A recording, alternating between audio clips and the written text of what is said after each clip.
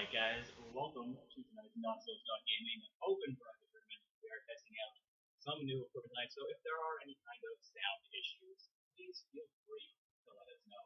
I'm going to be here tonight by Brick Panzer, and our round 1 matchup will be Team Regrets versus Team Return of the Kings. The Kings being swapped in there a little bit late, since Regrets opponents did not show up, so they were forfeiting their round 1 game. That is the only forfeit or no-show we are currently aware of, but with 5 minutes remaining for those other matches to get started, we will know in a few more minutes if we can swap any additional teams in, as we only looking at teams to the bracket. After that is finalized, there are no shows or disqualifications from round 1. We do apologize to anybody who may have checked in later, may have forgotten to check in. If you check in now, you are late check-in, and those late check-ins will be added to a list to swap out teams who can't play this evening, who may have checked this evening. And as waiting for our invite into round 1, and please do let us know if there are any sound quality issues here. Getting that invite sent, hopefully get these games started soon for the evening. Also guys, if you do need roster changes this evening, feel free to either send us an email or let us know in Twitch chat. Make sure that you include your team name and the summoner name to either add or replace when you are doing so. Alright, looks like we have gotten our invite here. Spectator slot, and we're good to go here for our round 1 game. Again, guys, it's going to be Team Regrets on the purple side. It's going to refresh our direction, make sure everything is Team Regrets on the purple side, with Return of the King on the blue side. Getting that link posted up in the Twitch chat as well for everybody. Looks like, I believe we do have everybody in the lobby here, just one other summoner sitting in that spectator slot while they get themselves organized. How is our sound quality? Can you hear us?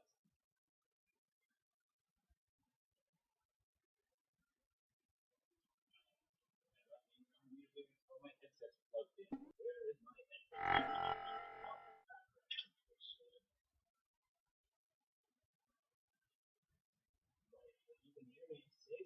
Hopefully we're not silent right now.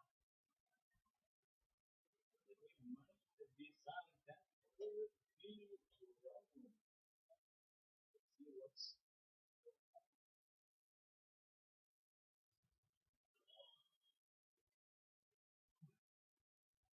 test. No, it does seem to be. It does seem that I will be able to pick up somebody in Twitch chat. Do you hear me good? Just my phone in the background. Sounds, but I don't hear myself right now. Turn up the boost. What is going on? There we go. I hear myself a little bit in the back, and we've turned up the boost now. Hopefully you guys can't hear us. Apologies to any kind of sound issue, guys. We are testing out some new equipment this evening. Hopefully we can get all of this sorted out for everybody. Again, let us know how the volume is here. It's going to be myself, Dark Horse, as well as Brick Panzer casting for everybody tonight. Our round 1 matchup is Return of the King on the blue side and the Team Regrets on the purple side.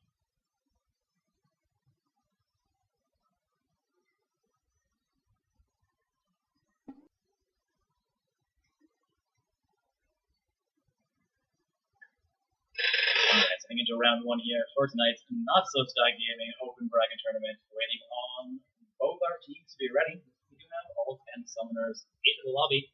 And looking down those summoners, see some pretty impressive rosters. Only one Platinum Summoner coming into this matchup, and that Platinum Summoner is going to be the lowest ranked summoner here right now. So, Brick, from just the rankings here, what do you think about the matchup? I'm not overly familiar with either of these teams, so we're going to have to go from these matchups from the pick and ban phase, potentially, and then as we get in the game, we'll get a little bit more knowledge about these players. Well, if you look at Team 2 over there, they are all Diamond 1. They all won the same amount of games. It's just a lot of... you know what? That's going to actually be their 5v5, right? Let's see if these guys are a little lower, potentially, in their one. There we go. We do have other Platinum Summoners. So not their actual solo rank. showing right there. It does mean they're going to be a bit of a more cohesive unit, though, potentially having played as a 5 team in the past. So they're asking for it. We're ready, of course. Again, guys, if you're not familiar with the stream, you don't need to wait for us to tell you we're ready. As soon as we're in the lobby with you, you can do as you need.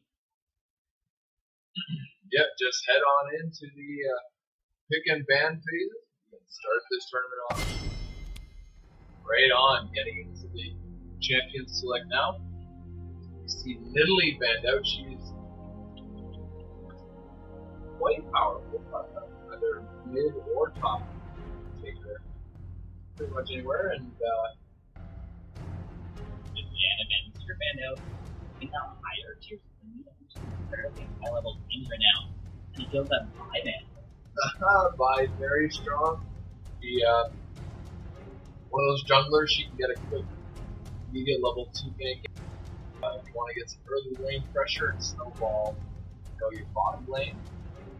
She wants to start from the top to the block line with Bando, just a highly mobile mid lane assassin style champion.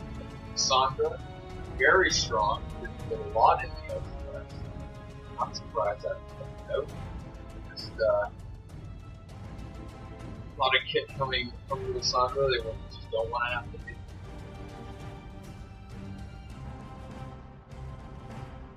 So we're going to see what the last ban from the purple team regrets. They go with Nara, very powerful top lane, very versatile, hard to counter. Not surprised at Bando.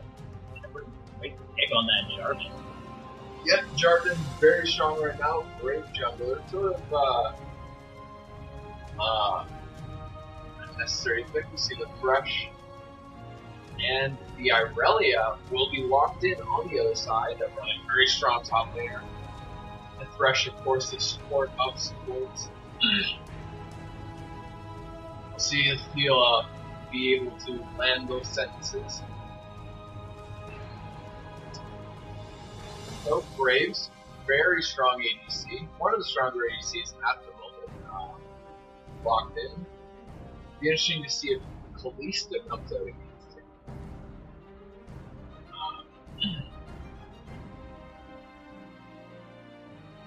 Perhaps opening that Rumble getting.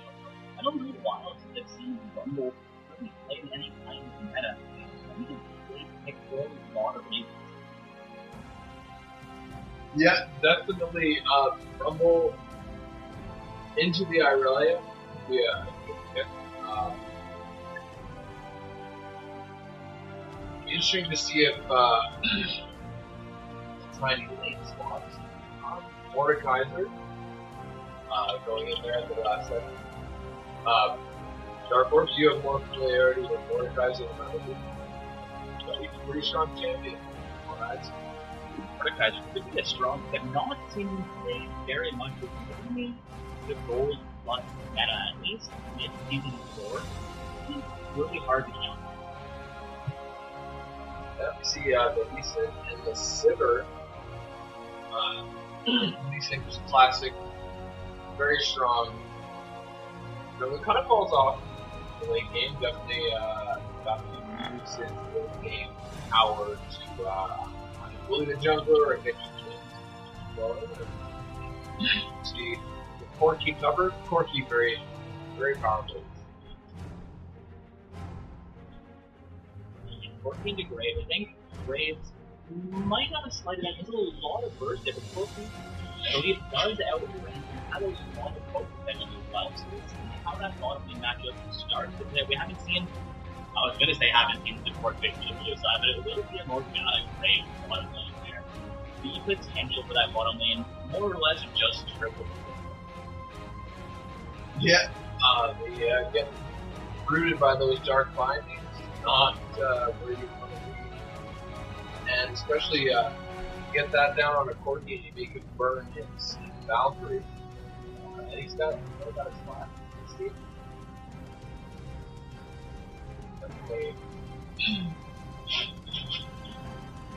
But, Thresh definitely has great distance range for the Corki. So, you're going to see, and the Xerath with the last pick, so I guess that's the Mordekaiser. Xerath, very good for securing kills, get him from the mid lane. Use his ultimate to pick up those last shots when the enemy thinks they're safe, recalling, find the turret. Xerath can come in. But again, not a very mobile champion, so we might see the Ahri here picked up. And Xerath is not careful, the Ahri will destroy him. Yeah, Serrault's really picked up for the range and the damage. Ahri being the mobile champion she is, that might not really work out in their favor, but they do need that range. I mean, Mordekaiser and Dark Core. Mordekaiser has a little bit of range, Dark Core has a little bit of mobility, but they really don't have the long range that the import are going to be able to put out from their lane. Yep, and with Irelia's Q, she'll be able to reach backlines as well to cause some ruckus, create some distractions, and with the team's poke, Lee Sin be able to engage there with his Q very nicely. Thresh as well, so really good team comps kind of coming out from all teams here. Morgana can get a binding, lock people down. Jarvan with his ultimate, sort of adds to Xerath AoE, as well as Graves AoE with his Q and his ultimate. There's a lot of all-in and escape from both sides. A decent amount of poke coming out from the Morgana and the Seraph for blue side. A huge amount of poke coming in from Ahri and Corki, of course, from the purple side. We will see how things progress through the laning phase, how we go as we get into the mid-late game here, and who's going to emerge victorious from this round 1 game in tonight's non-slow-stock gaming open bracket tournament. Also, it'll be interesting to see if Irelia has to pick up, if Irelia and Lee Sin have to pick up damage items. Irelia maybe Blade of the Rune King, Lee Sin, just because Corki does so much magic damage with his abilities, and the Ahri and Thresh would be magic that blue team could just pick up magic resistance, and Lee Sin and Irelia go too tanky. See if the damage is. Yeah, I suspect Aurelia is going to be looking for as much snowball potential as possible. They're going to early damage here for their own, but against Mordekaiser, I'm really not sure how that lane is going to go. No, me neither. I have yet to see this matchup. It'll be an interesting experience. It'll be good to see these high-level players and how they react to it and how they play it. The bottom lane is fairly standard. The mid lane we've seen play out a number of times. The jungle matchup again, completely meta. But the Mordekaiser into the top lane, we have not really seen done in any non-slow-stock gaming tournament. We don't see it done very frequently in professional play. So I'm really looking forward to see how that plays out. The powerhouse Aurelia versus the really pocket-pick powerhouse Mordekaiser. Mm-hmm. Yeah, and Mordekaiser is magic resist as well. So blue team has to really rely on Graves getting damage output that he needs. But we shall see. There might be some snowballs, there might be just some straight out of meta builds. You never know. Yeah, just 1 minute remaining on this spectator blade will be the champion selection momentarily. Again, guys, getting into round 1 of play here for tonight's not-so-stock gaming open bracket tournament. We have Team Return of the King on the blue side with Team Rook Red on the purple side. Got that Corki Thresh bottom lane for the purple side. Ahri in the mid lane with Aurelia top. And Lee Sin for their jungler to round things out, comparing against the Brave Morgana bottom lane for the blue side with Seraph in mid lane. Mordekaiser as their top laner and Jarvan Thor completing things from the jungle. Yeah, this is a matchup that going to champion selection is just going to go either way. Both both teams, have great composition together. Both teams, have enough mobility in the jungle and roam potential in the mid lane. But we're gonna see this will be decided with mistakes and slip ups. The first weakness is shown, the first crack in the armor, and he gets taken down. You finally get into these load screens. I see an Earth Rider. The one master trim, I guess, the load screen for Cheryl's. The boy did manage. Aside from against one summoner from both teams with their flat orders here, also really quick loads from all of these summoners. You have maybe a favorite skin here, Rick? Probably the Fnatic Jarvan 4. Really like the Fnatic skins, all except for Karthus. I really thought they could have gone capacitive. XPK got status backdooring on Cassidy. It sort of seemed like a no-brainer, but I think I'm a fan of actually that. Syrah skins very, very magical. Skins pretty cool. Well, getting that Rider 14, a bit of a favorite for a lot of people. Thrown up that error. Welcome to Summoner's Rift. Still waiting on the release of Earth. We see it. It's coming out. Might just be some. Looks like Syrah hasn't quite connected here yet. We will have that early game pause. But again, what is a tournament without that early pause here?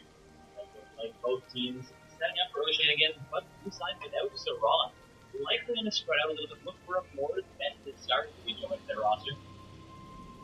Yeah, we see some pings already coming out from the red side into the deep. A summoner has reconnected. Blue jungle and indeed into the middle inner turret. Looks like just indicating some future ward placements.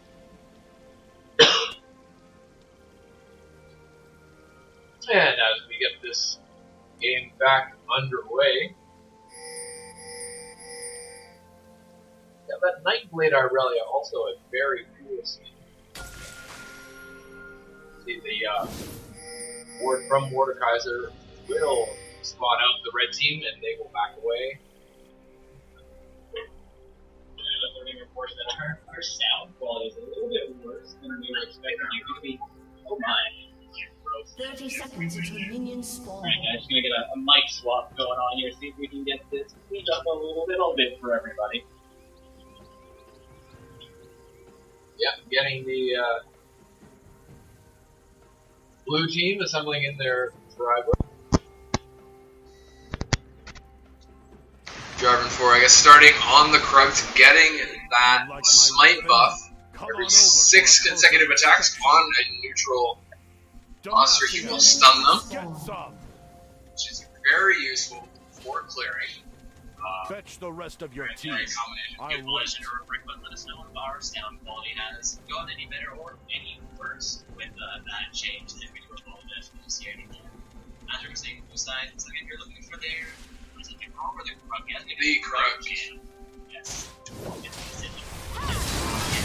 It has gotten to their minions.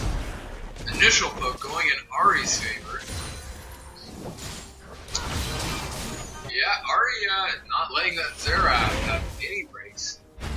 And neither the Mordekaiser on the Irelia either. Dark Binding landing onto the Thresh. It's very nice.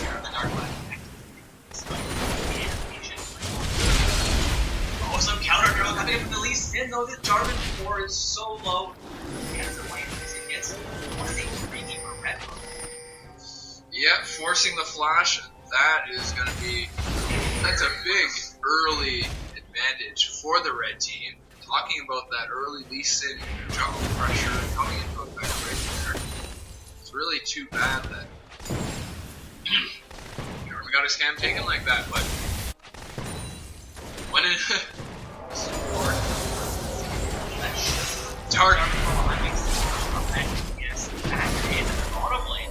We saw some very nice level 2 action coming in there. The Death Sentence and the Flay landing fresh onto the Graves, but in all over this genre, for a second, we're going to find a way to get to the EQ combo. We will get us in the second problem here. Nice! Dark binding coming from the Thresh onto the Graves, very nice. They poke them up, but Corki has to back off too. We're going to stop the advance despite Thresh gave you very long range Death Sentence there. Corki may be the second third time in that turn. Looked like he did dodge it out a bit. Yeah. Now Morgana getting chunked down to half health there for that poke. She's getting a little greedy there. See, Lee Sin recalling, very happy now. He can just return both his own buffs in his jungle. He's also, I don't know if he's got the timers on Jarvan's buffs though. Looking like Blue Side has a bit of pressure into the bottom lane here, while Ahri is doing fairly well in mid lane with that 5 CS advantage. Area 5 CS advantage for the Graves as well. Top lane fairly even. Aurelion seems to be doing fairly well here, but Mordekaiser trying to get some pressure. Trevor comes out, does land on the Corki, but not in a position where they can really capitalize on that. Yeah, and too bad the follow-up from the Thresh had no effect, just hit the minion with that. Not too much. So if we look at the CS difference, Jarvan actually, despite having both buffs taken, is up in CS only by 3. So, you can see that actually, even though Lee Sin is down, he's actually been able to pick up his Skirmisher's Saber, and that's gonna be very useful for Lee Sin, landing those Qs, and the Dark Binding lands onto the Corki. He goes down, he almost dies there, being taken down very low. Alright guys, checking this out. Well, things seem a little bit better. Let's know if you guys are still experiencing issues. And we do see Lee Sin pick up, I think, his first red buff, at least his first own red buff there. Yep. And you see that Mordekaiser doing maybe doing a little bit more pushing than he'd want, but he's actually behind in CS to the Irelia. Irelia about 5 CS up over him. The Graves actually up on Corki's CS by 16 already. Less than 6 minutes in. So that Morgana and her Dark Binding zoning very effective. Going for a bit of a poke there, doesn't quite connect on the surrounds. So she does have an advantage here. Up about 10 farm up in mana as well against these Raptors. Lee Sin. He's going to win for a gank. The taunt lands, waiting for the Q. The Q. I'm not sure if that connector was out of range. Looks like that Q was just out of range. Paying Lee Sin for following up on that. Yeah, I thoroughly expected that Q to land. Definitely a very nice charm coming up from the Ahri. Had that Xerath completely on lockdown. We have Jarvan 4 coming in for a game from the opposite side. TV chooses to come in here, or just leads out as Ahri is positioned fairly well for herself, kind of preventing the offensive maneuver. She does move forward. Jarvan 4 shows himself, and she will make her way safely back to that turret. Yeah. But the Dark Binding does connect. Thresh could be in trouble here. Yeah, actually forces Thresh's splash. Yeah, that flash may have just saved his life. See Lee Sin clearing out a pink ward. That's that's good. Sort of effectively 100 gold wasted. That pink ward taken out much too early to really reveal as much as Aurelion might have gone in there. Like he's just going for the last hit on that melee as Mordekaiser continues to try and force this lane. The aesthetics on that Morgana skin are really nice. Irelia being chunked down almost to half health from the Mordekaiser in just one go. We have both junglers waiting in the wing, and by the bottom lane, Lee Sin opts to recall, though this could be a 3 versus 2 situation coming up. Oh, Lee Sin recalling, picking up 2 longswords. He will be going for the Warriors Enchant. Nice poke from the Ahri onto Xerath. He is below half health. Death Sentence does not land. Oh my goodness, looks like the Xerath will not be taken out. It was quite close. He manages to escape, but the Ignite comes out. Ultimate from Irelia onto the Mordekaiser. I guess. Don't know what she was hoping for there. Might have been a misclick.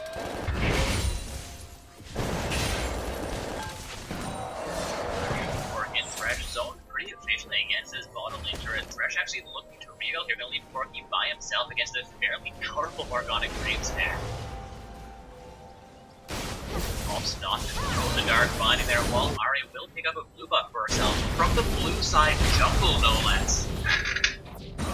And if Jarvan is not careful, he will get caught out, and he does. But both the charm and the Q miss. I thought that was going to be first blood, but the flash over the wall, Jarvan Force somehow survives that unfortunate situation. Yeah, we saw some very clever deking there. Because the minute he saw them, he knew what was coming.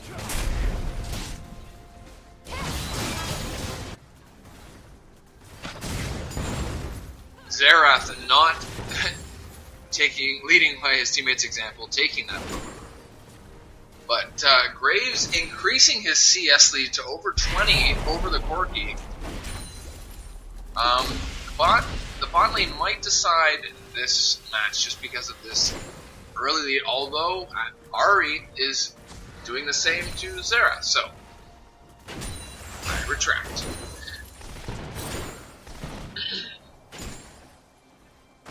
Yeah, definitely pushing him under the turret. We see both junglers not in any place to force anything, either a turret dive or a gank.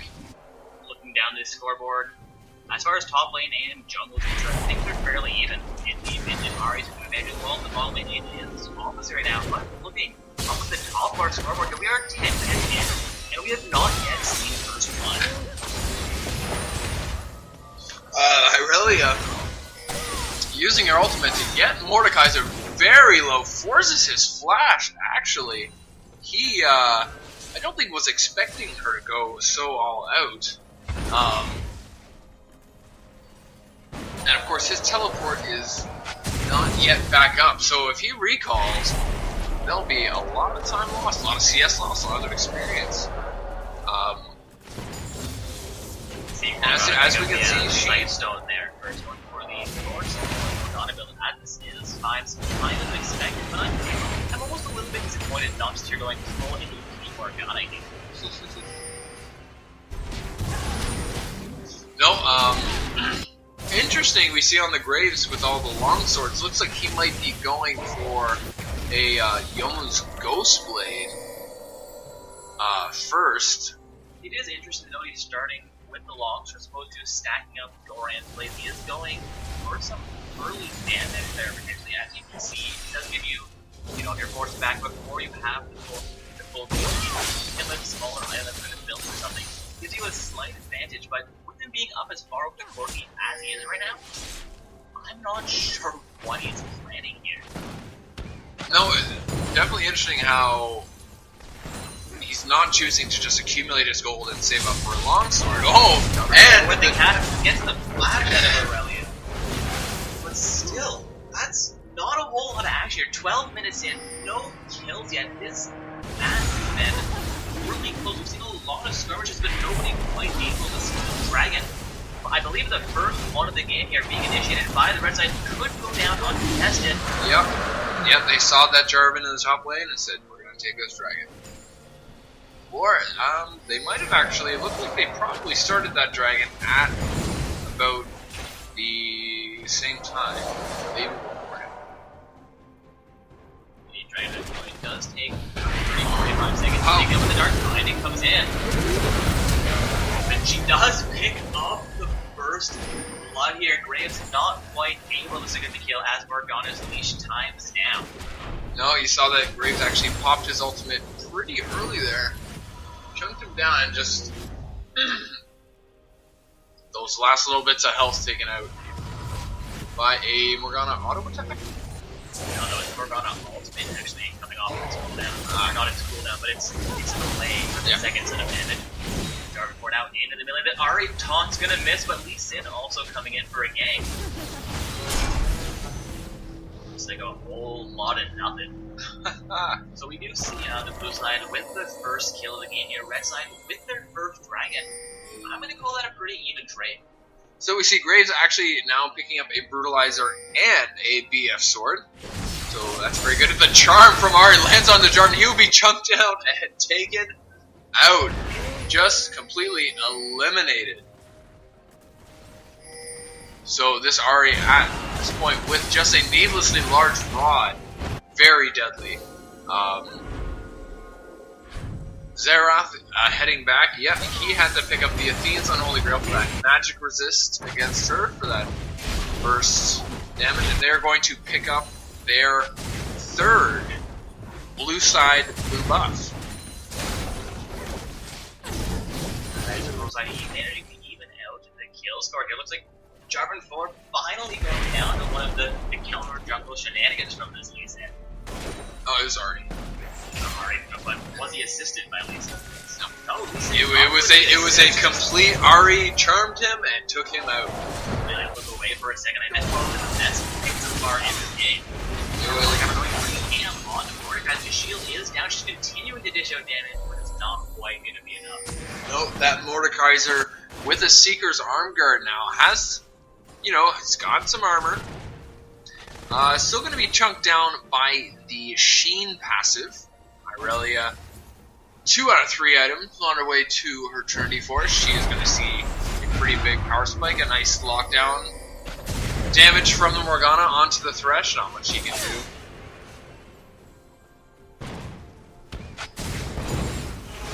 Corki doing his best to keep his farm up, but he has fallen to more than 40 behind.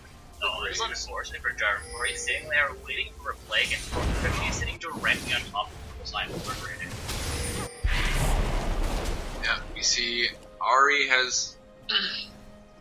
He's still getting out there. Oh, descent just onto a minion. Can't really do much there. Right side seeing they've squatted out Jarvan. We're going back into this bottom lane again. Ahri making her way back up to the middle. Also, Rob makes a way back out to it as well. He's in not too far away. Was looking, I thought, for a top lane gang. Mordekaiser going the same route to go back. They have picked up another blue side. Blue over there, I think, was already down. He is winning the way again in this mid lane with Ahri going through. Not going to have a 2 versus 1 situation unless Ahri wraps back around there, coming well behind this Tarok, and the Warhawk comes through. Oh! The instant flash from the Xerath. He knew that the Lee Sin ultimate was coming there. Very nice. Yeah, Sarath played that really well. Unfortunately, Lee Sin didn't face him. He was stuck in a couple extra hits there. He didn't really take too much damage from Lee Sin, so he can play that situation really well. Yeah, definitely. So we see that he'll take a flash for a flash. Definitely, and of course you saw that Ahri missed her charm as well there, so very nicely done. That's right, sir. I believe that being See, Lee Sin should be able to finish up that warrior enchantment just now. Yep, there he goes. Jarvan has finished it already, but Lee Sin still ahead, able to pick up the Sight Stone and Boots. Those two things are going to be very nice poke coming out from the Ahri. The Ignite goes down, and Xerath is going to be taking. Oh, but the charm misses. Teleport from Aurelia is enough to seal that shield on Mordekaiser. Did he teleport in as well? I looked away for a moment. That was a double teleport. Indeed, no teleport coming out into the mid lane. Mordekaiser nearly saving Sarath's life. But the teleport being available on Aurelia, she did get in range in time, making this now a 2-1 game. Equal sign, still ever down about 1,000 gold as we approach the 20-minute mark. Aurelia is able to teleport in and get that Q off for an easy kill. She has now picked up her Trinity Force and goes in, gets the slow on the Mordekaiser, chunks him down very low. she has extended her CS lead to about, well, not so much right now, about 20. Yeah, it's going to be about 25 there, but it does mean that Mordekaiser cleans up that last wave coming against his turret. He did just get really choked damage again. Not quite enough to finish off the Mordekaiser because down to about half it seems to run out of steam. Yeah. Oh, Saran, and Saran's followed up by some poke decent in the way, but not in range to really come in on this. Oh, but Morgana goes for the ultimate onto the Thresh, gets him locked down, Catch the Dark and Knight chucked down. He's going to be ready to catch the War hop off there, the Gatling gun from the Corki. The ultimate from Lee Sin. Morgana will go down there. Graves should be safe, but the Death Sentence. No, the Flash comes out just in time. Exciting stuff. The Q from Lee Sin landing, but he will not follow up. The Graves so far into the turret. We see Ahri has actually come around. She will go all in and gets it. See Jarvan right here. The Jarvan though, see if she can survive this, but she's dead about 400 health to get the Cataclysm, and that's going to be enough to finish off Ahri. Yeah, he waited until her ultimate was done. Xerath, unfortunately, cannot get the dragon. That was still a pretty nice play, because she got the damage on the both dragon and Lee Sin ever was able to slide that one down successfully. See Gurki pushing this turret down, gonna get it to about half health before Jarvan peeks around. Thresh throwing the death sentence, just saying, hey Jarvan, I see ya, stay away from my ADC. See, the red buff is actually up, so Jarvan could swing around and pick that up now. Staying at the turret, I guess until Graves gets back, just to give him a hand on. Farm, picking up farm. Yeah, Jarvan looking for a little bit of additional levels there with Saran and Mordekaiser both sitting at, well, you know, a little bit behind, saying between a little bit of the lead in support, so not like support level, but still a level above or not in a huge mission power. He is, however, out leveling right now. He really well, despite having so much counter trouble against him, and a rally onto the Mordekaiser. Yeah, that stun was huge. He was locked down for so long. She almost got it. Wow. Into the bottom lane. Third fighting, not even that game. Graves goes down. That was a very nice play by the Corki. Even though his phosphorus bomb landed, that was nice. Deking out by the Graves, he will be taken out. Corki with the Trinity Force and the Sorcerer's Shoes, his abilities will be able to eat. Very nicely to Dark. Flying on to the Morgana, and she will go down with the phosphorus bomb. And with that kill, Purpleside picks up the golden lead for the first time in quite a while here in this matchup. For their first turn as well right now, that's going to secure them a little bit more of additional control of the dragon area. See Corki and Thresh sharing that turret aggro. Corki will choose to get executed here rather than risking the Jarvan, who has chosen to go for the Thresh. And Corki sacrificing himself a little bit violently there with Jarvan. All of the needs to damage. However, Thresh will survive this. Jarvan gets deleted. Yeah, Jarvan definitely making a huge mistake there, going way too deep. The Q from Lee Sin lands on to the Xerath. We'll see if he gets the slow. Xerath gets his slow. Xerath misses his stun though. We see Ahri coming around. Will she be able to get to the flash from both Ahri and Xerath goes down? See some flash follow-up flashes. Nice try. Graves responds to that bottom lane turn now by taking one down. Torrens down, giving this now a 2-1 turret score in favor of the blue side. It seems like Saran or somebody else from the blue side took down that mid lane and killed our turret. Uh-oh, we need to be paying attention. See, Graves and Morgana circling around, looking to pick off this Ahri here, who's trying to take down this turret. The charm lands onto the Graves, but it looks like she will be locked down. Yeah, Dark Binding in the knockup from Jarvan before banding next. She didn't really have a solid chance at the end of there once anything connected, but Aurelia on Mordekaiser and here might have enough picking up, but Mordecai just get a huge amount of it. Gets the ultimate off, gets a little bit more focus, will survive that fight. Around the 400 health mark, and we have Morgana. I apologize, Mordecai's picking up that kill. Oh, but Corki is locked down, and with the help of the Zerath ult, is eliminated. The Dark Binding into Zerath, all three just blindly able to connect that. Corki got himself eliminated from the event. Yeah, he tried to Valkyrie out of there. That was a good effort, but just not enough. That's in a 3v1. Sometimes you just got to accept that it's over. See, Graves picking up some extra gold with those Krugs.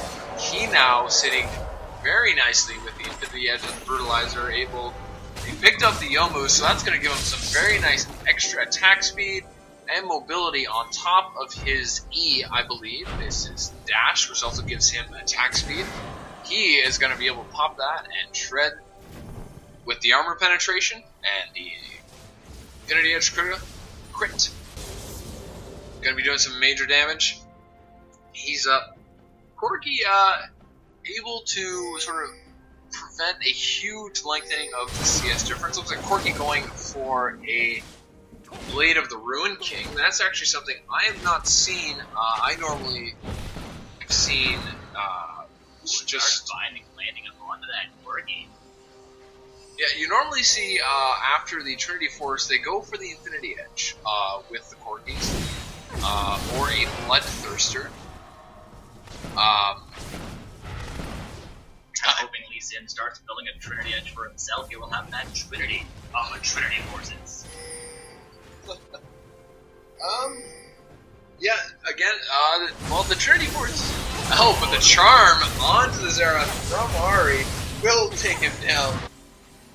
Indeed, a very impressive outplay by the Iron there. Catches Zerath more or less unaware and just dishes out huge amounts of damage. She is now a monster at 5-2-2. Red team's going to start their second dragon, their third dragon. Sorry. Dragon's going down to the board. The Red team might get there. No, will not get there. Not to the second one that goes down uncontested. Yep. Now, at this point, until they go for their fifth dragon, these dragons are more important in terms of preventing blue team getting their first dragon than really getting. When all 5 members of both sides engage in the middle, they will secure their first inner tier turret here. Jarvanpur will get caught out. Lee Sin lands into Aurelia, going the long route, shuts him. Cuts him off. The death sentence from the turret as well. Then up the fight will continue. Zerath throws it off a little bit willy-nilly there. Yeah, just trying to sort of scare them off, but too late in Morgana getting caught out way too easy, as well as the Sarah. And I was not laughing at the Morgana there. Oh, a nice play by Lee Sin. Mordekaiser gets it. Graves is going to be in trouble, but they are Graves looking. gets shut down here. Might pick up the Aurelia. Will pick up the Aurelia. She changed her life for an ace, though. Get back to my little laugh there. That was not a laugh yet. We're getting cut out, but blue side. Dropping 3 wards and a scrying orb into the same bush simultaneously. Yeah, definitely A little bit some of overkill, potentially. panic there.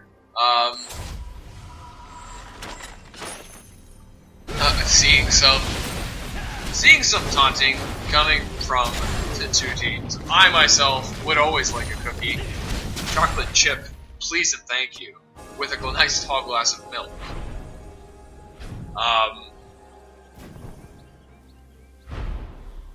Yeah, just sort of an incredible,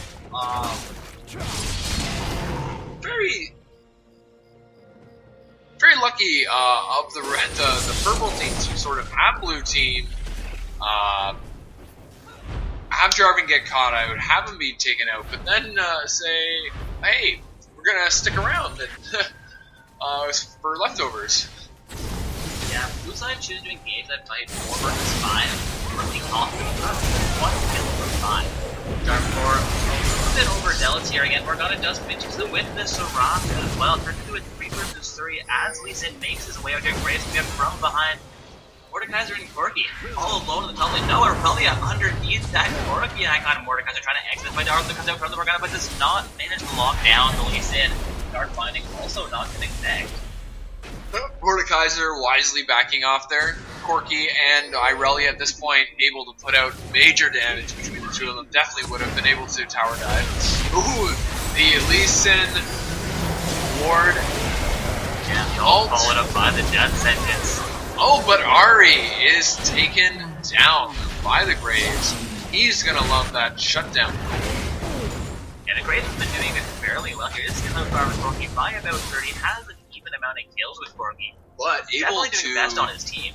pick up a BF Sword and a Vampiric Scepter. Oh, and this Mordekaiser is going down under the turret. Yeah, 3 versus 1. They're not really going to be something he can survive. He's wrapping in behind the jar because Dark Shield finds a Black Shield coming out from. We're going to try to keep Jar 4 alive. We have 5 members, no 4 members of the pro side now sieging down onto the top lane in our turret. Well, that's right, because Ari has dead, so she's down, so she can't be there. But this turret will go down. Jarvan, forced to for flash out of some that. reason, EQ'd in, flashed out. I think at this point, perhaps a defeated mentality is coming out here, sort of. Yeah, I'm not sure if the Jarvan 4 is maybe not caring quite as much as his scores, not doing quite as well. Lee Sin really exerted some pressure in the early game, or maybe he's like, you know what, we're a little bit behind here. I'm the tank, I'm going to initiate, I'm going to make some crazy plays and I hope they work out because guess what? They did the same thing and it worked for them. Yep, definitely blue team going to be looking for a pretty big team fight turnaround here. Graves looking to pick up a Bloodthirster next. That's going to be nice. But Morgana getting chunked down here by the Lee Sin. Contest over this pink ward. Bottom side might have been setting up for a dragon, but looks like we do have about a minute until that does come back up. They can build that bottom lane inner, or the last inner, really remaining on the map for blue side. Before figuring out the pink ward here, gonna get themselves some vision control in the blue side jungle. Oh, a very nice blind Dark Binding, getting the Lee Sin. You see 4 members circling around for this bottom inner turret. 4 people responding. Graves pops his Youmu's, but the Desmond are not able to connect. Jarvan 4 again going full here. Throwing Cataclysm. Blue side will break out. They're going to go fairly low for blue side with Lee Sin. But for a huge amount of damage. Already the first kill on, and we're going crazy.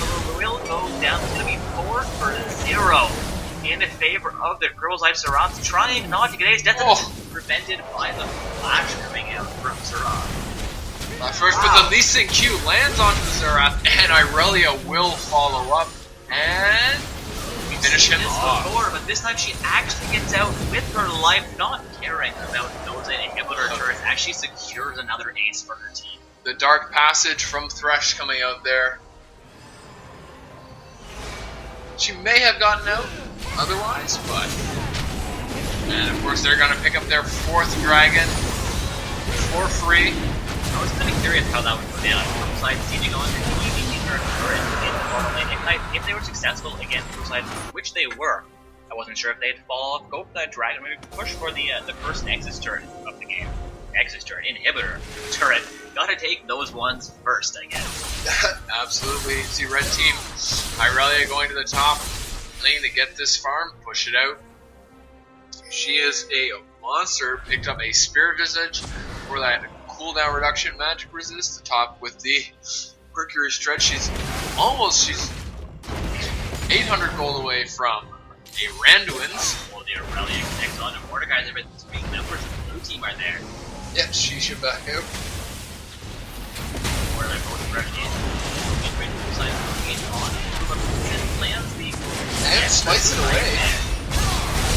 The Cataclysm from Jarvan, but he gets ulted right out of his own ult. And Irelia should be able to pick up the kill there. There we go. Mordekaiser goes down as well in 2 for 0 and change your full side. Really dominance right now. They're only about 10,000 people, but 26 to 7 kills for a 6-3 turret score. They've really been controlling this match. And Graves getting charmed and taken down. Lisa gets the Q, flashes for the connection there. Very nice, picks up a double kill. Yeah, Lisa is 6-0-14. It's going to be huge. Also, Fresh, with no death, hasn't taken a single KS here, has a perfect support score as well. Yeah, this game, set, and match as the red team takes down their first inhibitor of the game. They went right into that column. They're going to focus onto the Nexus turrets here. Yeah, they're just going to keep going. Irelia super tanky at this point. Taking those, those Nexus turret with lasers. Spawning your red side, chooses to fall off and again go for a barely light look, taking down the top lane inhibitor as well here. Well, really, all Ari has to do is land a charm here, and the red team is very good. Not so much paying attention, I guess. There, Corki forced to connect or turn, or yes, it is. Forgot about his double kill for the Irish are now running for his life as Aurelia comes back and picks up a kill. Graves now getting locked down and violent. Ari comes back and gets him. Quadra kill. Mordekaiser, turn the fuck around. She needs her penta. Very nice. Mordekaiser actually flashing and right there. there. It is. We have the pentakill. Irelia just running around. She doesn't care. Irelia taking that turret for he waits for the minions. They will not secure that. Pick up the next as well. That's going to be round 1 of play, guys. Team Regrets from the purple side eliminating Return of the Kings. That was a great game. Definitely saw the mid lane roam potential. Ari snowballing herself out of control. 16, 3, and 7. Wow. She did great. 15.9 thousand. 2,000 above anybody else. That's basically an item. 3/5 of an item. Indeed. It looks like our round 2 matchup is more or less ready to go here. Just looking to make sure I have a summoner from one of these teams on my friends list. Let's go ahead and add Sire Snoopy, the first summoner I'm seeing on the purple side here. That's the wrong place to be typing, Dark Horse. Alright, get one of these guys on my friends. Let's make sure we get an invite into our round 2 game. Get that bracket posted back into Twitch chat as well. Our round 2 matchup is going to be Primal Esports versus Regrets.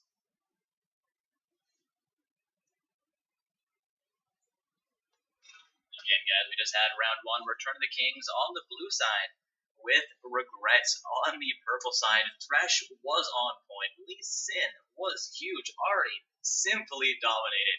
We're going to see how they can do in round 2 against Primal Esports, who may have done the same against their round 1 opponents. Yeah, you can definitely see that their mindset is that they will make any opponents regret facing them. The Lee Sin, I love that kill participation. The 24 out of the 33 kills he was involved in. Same with the Thresh, very high 23 out of 33. Great teamwork. Saw there was awesome communication. They didn't really slip up much. Only Corki and Ari. Well, Irelia as well, but I mean, up in the top lane. Even if you're dominating, eventually while you're pushing, you'll get caught out. They'll 3-man gank you mid-game, and yeah, I mean, one of those deaths for Aurelia was her going full ham, taking down Graves underneath the bottom. That is true. In the inhibitor turret, picking up the first ace for their team, so she considered that one worth at the very least. Absolutely, definitely would have also been worthy for Ari to sacrifice herself for that amazing penta we saw. Mordekaiser running away at first, and then I guess having a change of heart, choosing to flash right back into the middle to sacrifice himself for the entertainment of us all. Indeed, and that game was quite impressive. We didn't see first blood until about after 12 minutes in. The first drag went down around 12 minutes in. First blood happening just after that first dragon into the bottom lane. Morgana actually picking that one up with her ultimate. And then things just went crazy. Yeah.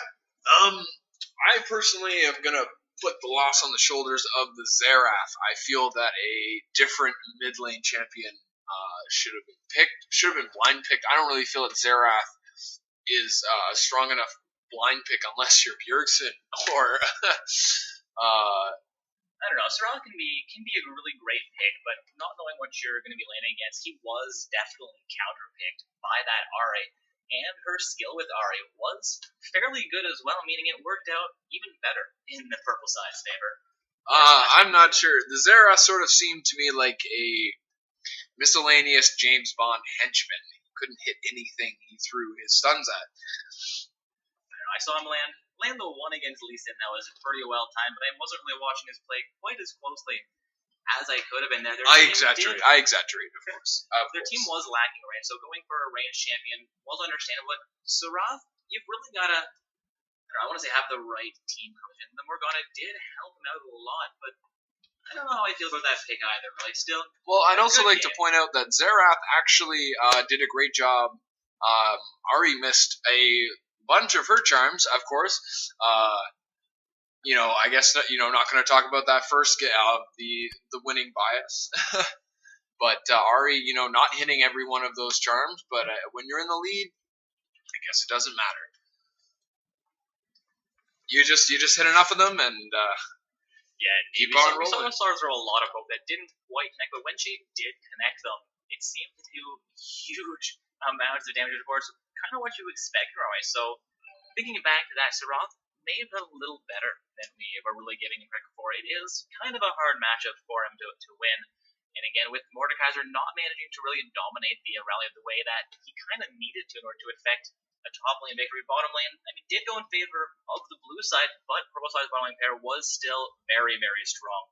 And Lee Sin from the middle seemed to have control of the entire map, at least for the first 15-20 minutes of that game. It was just a very impressive showing from the purple side. Yeah, I would definitely say that we saw that match sort of decided from the beginning. Lee Sin utilizing his champion to the max with not one, but both first buff steals from the Jarvan. Just crippling. Blue team's jungle, he was able to keep up in farm. In fact, he had more farm than Jarvan, but just not the right kind. He needed those buffs at the beginning to get that early jungle clear so he can get into the lanes and start snowballing, but just couldn't make anything happen. It seemed as though anytime he tried to roam mid to, maybe address the Ahri Xerath mismatch, Ahri was just able to dance away. Yeah, indeed. That's the benefit of a really mobile champion, I suppose. But guys, we are getting ourselves into our lobby here. It's going to be round 2 of play. The match between Primal Esports on the blue side and Team Regrets on the purple side. Also with this, our last round 1 matchup has just concluded, so all teams are currently heading into or already in round 2 of play.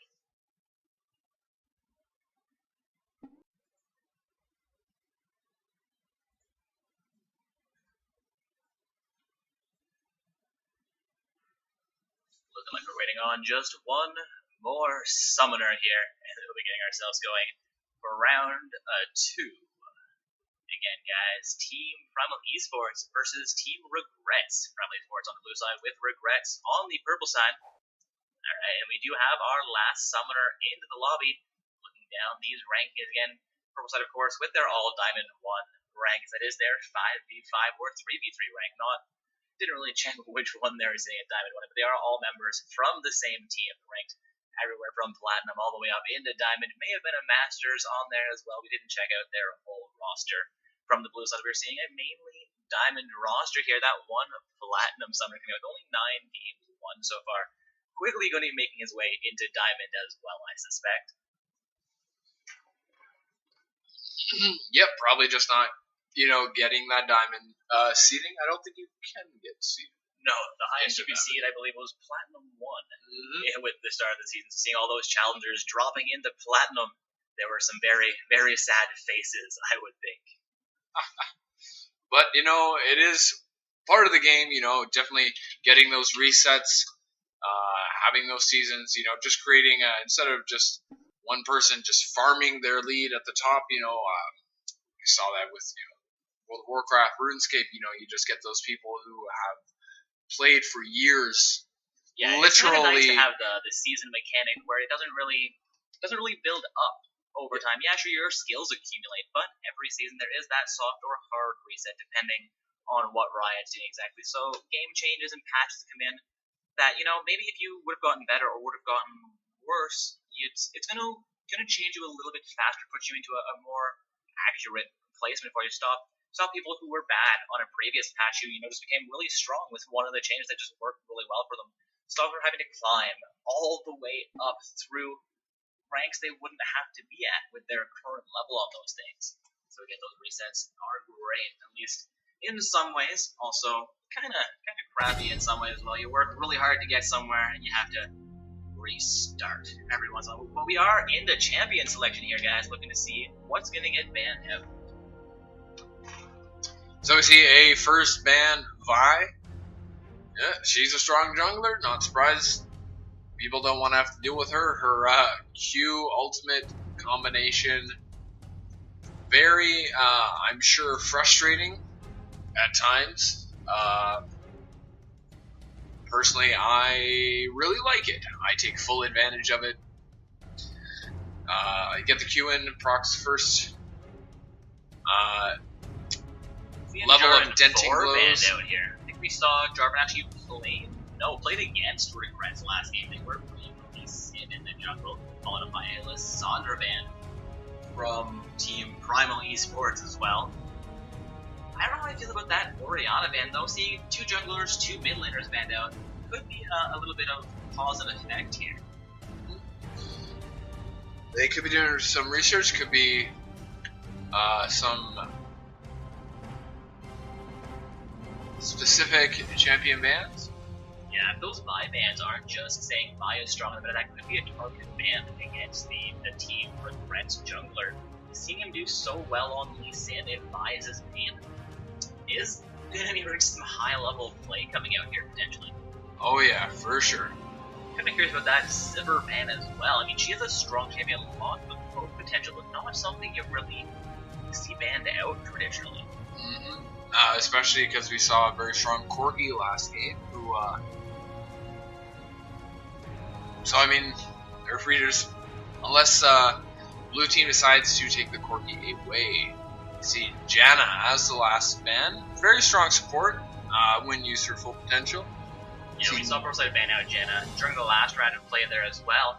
Roland B gonna be locking in that middle-y jungle here, potentially. We've been seeing that come out fairly frequently, competing against potentially some Kha'Zix from the purple side this matchup. For Rex side. Yeah, maybe just a little bit of trolling, waiting for that Lee Sin to roll back around. Potentially, we see Volibear also. Yeah, it looks like they're just going to be rotating or hovering. We could see a Xin Zhao, but I haven't seen him a lot. Would be an interesting pick. I'm not sure how it compares to Italy.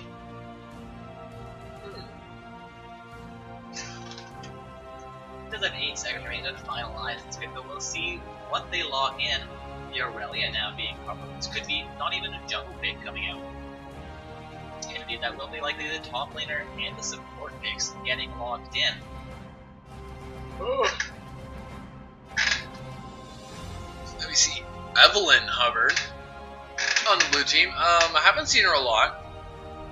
Kind of making me curious if the Evelyn is going to be in the jungle or maybe in the lane, as I don't think Evelyn's ever really successfully been played from a lane. But she could potentially be a top laner. There we go, seeing Evelyn swapped out for a Morgana pick because there's a real Morgana coming out into the bottom lane here tonight for the blue side. Yeah, and they will be locked in. definitely a great combination, especially the Morgana getting those lockdowns can make an Ezreal ult just that much easier. See, Hecarim, who I would be very excited to see Hecarim played. He definitely undervalued jungler. He's one of our other casters or admins because he hasn't really casted what I was talking about Hecarim and Darius the other day, which of course led one of our other casters to talk about Hecarim and Darius, and there were some really differing opinions there. Both the champions can be strong and played correctly, but aren't really strong enough to justify the picks in the current meta most of the time. So we'll see how that Hecarim, if it gets locked in, plays out for the pro side. I would love to see this horseman coming in.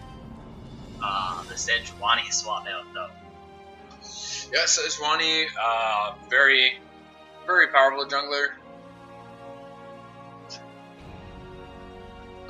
And the Jinx, of course.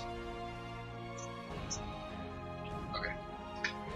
And the Jinx will be interesting to see if we get a Firecracker Jinx. That new skin, very colorful, really cool stuff. Definitely a nice alternate option to the Mafia Jinx, which is a nice skin. Not my favorite. Like to see a Poro Rider Sejuani. So we see Zed hovered for the blue team. Again, Zed a strong pick. They might just go for a strength, blind picking as they are. Purple team, smart, pretty smart to not expose your mid laner, leave that open, especially considering the effect the mid lane had on the last game with the Ahri. So you see a Brand hovered. Brand, yeah, very strong. I've seen him very strong when taking the support role as well. I mean, that's going to be Thresh. I'm not mid lane Thresh. But might go for the Ahri anyways. See, so Xin Zhao actually locked in on the blue team. We'll see how that works. I haven't seen him lately. Twisted Fate might be picked into Zed. I don't know how the Kennen matchup would work out. Kennen, of course, normally seen him in the top lane. A Lulu matchup could be good. The Lulu ultimate, just with that extra health and the knock-up after Zed ults, could be a good counter. And they will go for it. So it's probably going to be Lulu mid, Irelia top, Jinx and Thresh in the bot lane, and Sejuani in the jungle.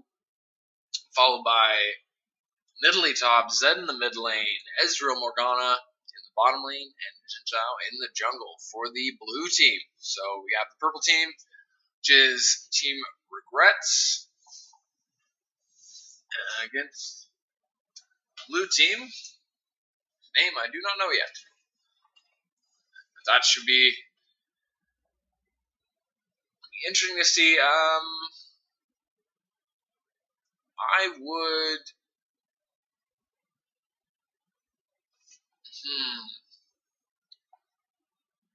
They're definitely going to have to make sure that the Zed does not snowball on the Lulu. She should be able to just play defensively on him, just get some good poke down and bide her time, just wait for a gank. But Zed, of course, a slippery champion. Sometimes hard to get him locked down in a gank. Especially a very good Zed player, knowing his different escape attempts, knows what the right time to ult and all that rigmarole that I don't.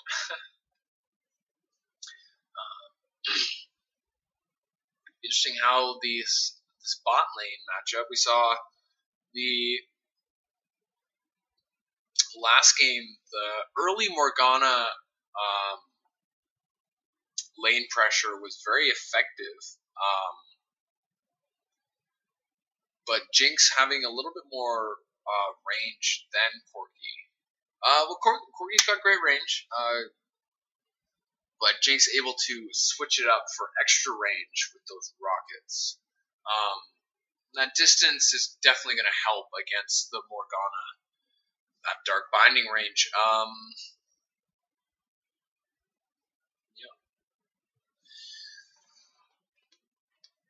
So, feel free to let us know what you think in the chat, Twitch chat. Always good to hear what you guys are thinking as we get into this second round game of tonight's Not So Stock Open Bracket Tournament. We'll see if Walked, putting out some great RE play last game, just snowballed, went huge, and basically carried. Lots of solo kills, that early solo Jarvan kill she had. See if the Lulu play is on the same level.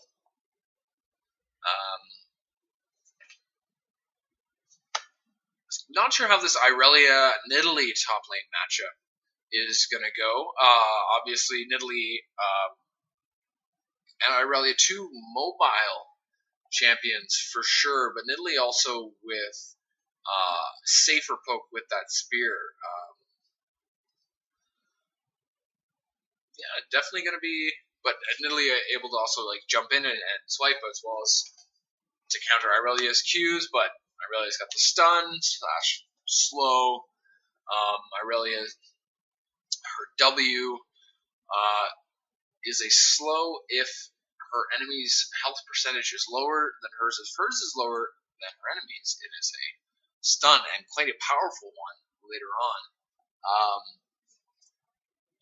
As we saw the last game with the Mordekaiser, once he got locked up, he was not coming out of that below half health.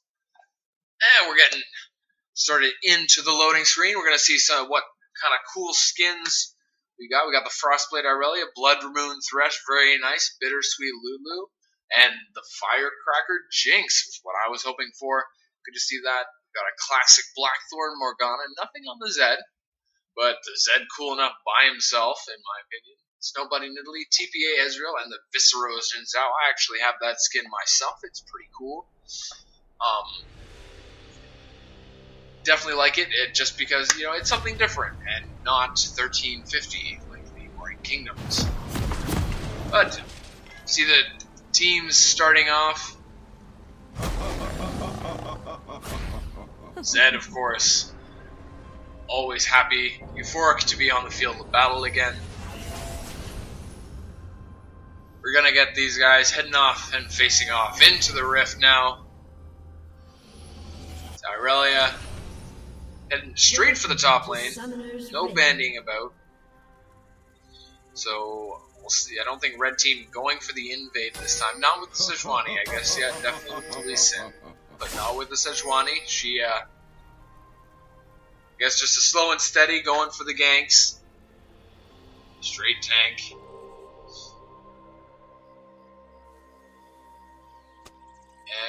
Yep. See, Zhao as well. Gonna go for the Krugs. And of course, he probably would start W, just for the passive health regen, and then go into the Q. I hate those guys. Then the Q and then the E. Rounding out the E at level 3. Yeah. Minions have spawned.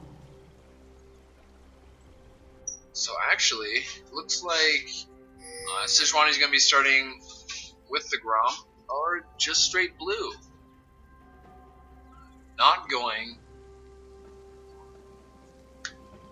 I don't know yet. As we started off, Lulu getting that first little bit of poke onto the Zed. Nidalee on. We have a little bit of action right now in the mid lane. Looks like the top laners will be connecting as well. To apologize from that, the guy seems like Brick did a great job covering the action. He's gonna run off the wall, grab himself a drink, and he'll be back in a moment as well. get myself familiar with where we are currently at. We'll get that scoreboard reorganized for everybody as well here. Looks like we do have, it is going to be Sim South in the jungle Italy, I guess, as the top laner against the Aurelia.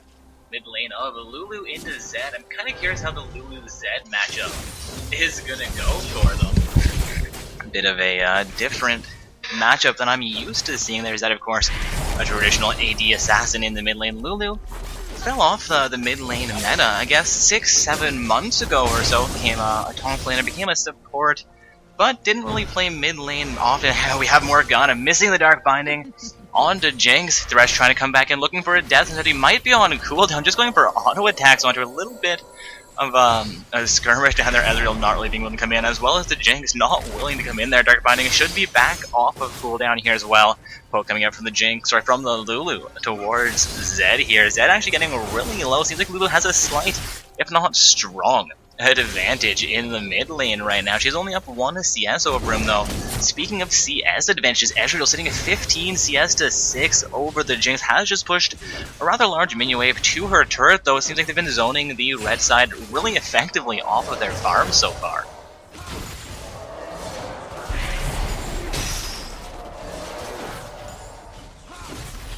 Oh, I apologize guys, just don't know we are black screened here, my gosh. Gave Brick instructions to push that 8 key. As we got into low screen, looks like he didn't quite realize it was to get the stream swapped over into the correct mode there. We are back in the action here, 4 minutes in guys. Been doing our best to cover what's been going on. Apologize for the confusion there. Thank you Twitch chat for letting us know. That is my bad. We have Sejuani taking down her red buff there while Aurelia looks for an in onto the Nidalee. Nidalee doing it fairly well so far against the Aurelia. They are even as far as CS is concerned. Nidalee gets a little bit more damage out than the Aurelia does, and it's going to stick on the Aurelia much better than it will onto Nidalee, considering how their kits interact action into the bottom lane as well. The Jinx still fairly far behind the Ezreal as we have a gank from Sejuani into the mid lane onto the Zed. Sun Sao was up in the top, looking for some plays against the Aurelia potentially, but makes his way back towards the mid lane. No, opts to recall from the picks, but gets pinged out from the red side. Not sure, yes, he has been spotted out by a red side ward. And again, guys, 5 minutes in here, we have not yet seen first of all, but Lulu is really looking for it, the same as Ezreal and Morgana are against the Jinx. Jinx coming back out here is down around half here. They do have Sejuani now into the bottom lane. An MIA ping coming out from the blue side. They're going to know potentially that there's a jungler waiting in their coverage, despite not having really good vision there. Ping coming out again from them, and no wards in the bottom half. I'm not quite sure how they were aware of that. Maybe one expiring that I didn't see as the Sejuani came down there. Ezreal Morgana going back out for a little bit more pressure. Morgana not quite able to get the angle to throw the Dark Binding. If I were that Morgana, I would have thrown it whether it hit Jinx or the Thresh. Still would have gotten a little bit of additional damage out here. Just Ezreal going for the hook. They're not quite long enough range to connect onto Thresh though.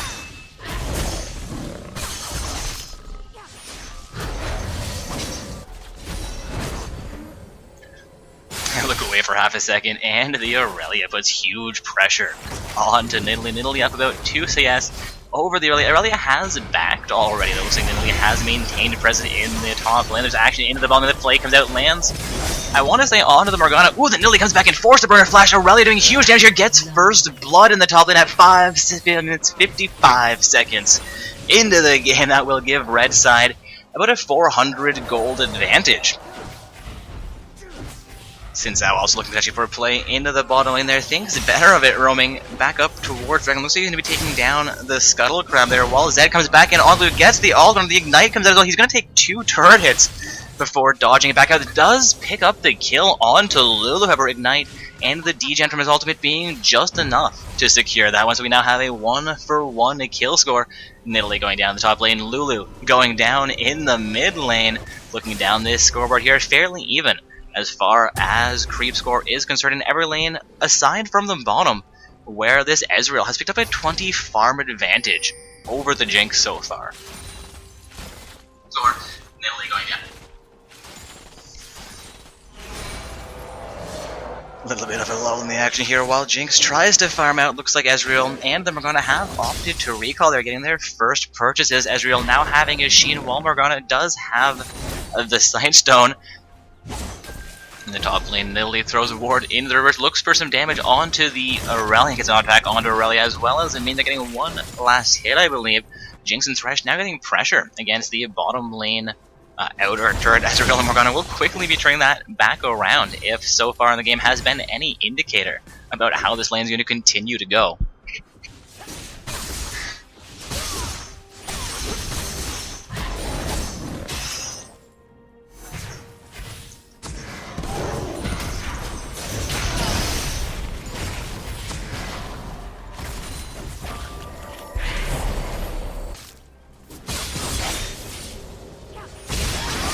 The Nidalee gets stunned down there by Aurelia, gets fairly low here. Aurelia jumps back in, might have what it takes to take her down a second time here. One more attack, and yes, it does go through. From the melee, Lu getting really low against the Zed. Pain's getting out for assistance from that. Sejuani Dark Binding in the bottom and lands onto the Jinx, as well as some poking through from the Ezreal. Morgana and Jinx both getting a fairly low. The exhaust does come out onto Jinx, however, it's not quite enough. Morgana getting reload. The heal will come through Dark Binding, and not quite long enough to land on Jinx, but Ezreal pulse firing back in there, or shifting back in there. I don't even remember Ezreal's kit at this point in the game. Black Shield comes back out onto the Ezreal, and Morgana still with about a 250, a little bit under health. Aurelia left all alone in the top lane, having just taken down the Nidalee, making that walk of shame back out into her lane, while Sejuani holding the mid lane for Lulu is taking a decent amount of pressure from this Zed. Zed sitting full health and really no mana to worry about. Is doing fairly well there so far, picking up a slight farm advantage over Lulu. Has that first kill over her as well. Dark Binding from the Morgana, as well as dodging the Death Sentence. Death Sentence does connect onto the Ezreal. However, Ezreal shifting into the turret's throat. It does not connect it onto either champion there. Thresh and Jinx both so very low here. Morgana still staying at this bottom, and despite being very low herself, Xin Zhao comes in behind the turret, picks up the kill on Thresh. No, Morgana secures the kill onto the Thresh, has about 50 health, and they get the second kill in the bottom lane as well. And all summoners from blue side will survive that fight. Morgana being really brave here, staying out with just that 50 health. They will pick up the bottom lane outer turret for their team, and all begin to reheal. Sejuani thinking blue buff might be better for her than heading into the bottom lane at this point. Lulu still in the mid lane trying to contest against Zed. Zed continuing to grow this farmer advantage over Lulu. Not a huge advantage, but it is a growing advantage. Sejuani clears with the blue buff, taking the second blue of the game for herself, dropping not to hand it on to her mid laner, who I feel really could use it to her advantage contending against Zed, who doesn't really have the mana control issues that any other champion, or most other champions I should say, would have.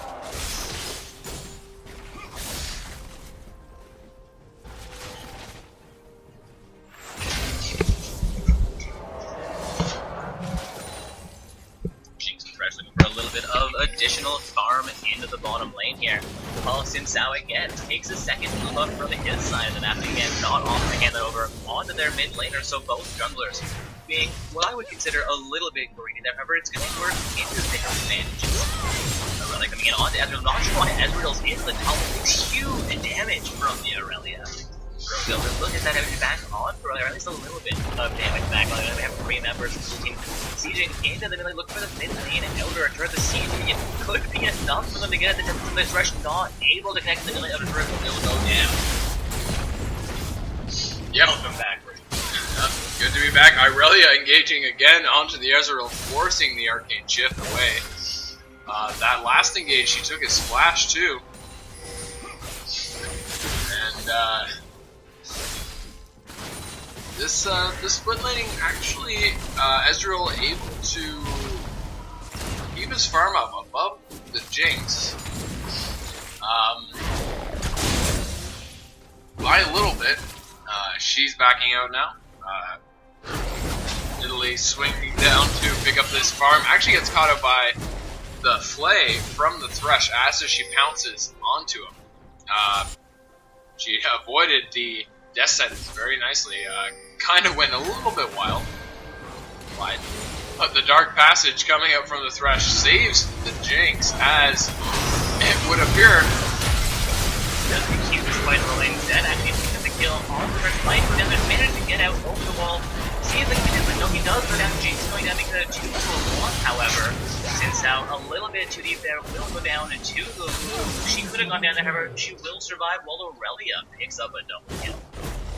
Yeah, that was crazy. So many members in that team fight. Sejuani with a very nice engage. Picking up 3 3 assists at this point. And they're going to start a dragon. Should be able to pick this up with some minimal amount of loss. Going 4 for 1 in that last exchange. It should more or less be a free dragon for them and a great time picking up your first dragon. Maybe a little bit late if you're focusing on early map objectives, but a standard time for that first dragon to really be going down here as we've just passed the 12-minute mark. Ezreal trying to get this top turret down. A couple more hits should do it. Oh, one more hit would have did it, but he backs off, choosing to not take a tower hit. Risk getting engaged with this Jinx. Just gonna wait for Morgana to come up there and join him for this final wave. Yeah, the Jinx hasn't been doing all that well so far, but Ezreal may have made the right choice there, waiting to engage and knowing the turret will go down the next time they really get minions to it. However, we are seeing a fairly strong response from Red Team into the top lane. We'll see if Zed roaming up is going to be enough to change that fight back into Blue Side's favor.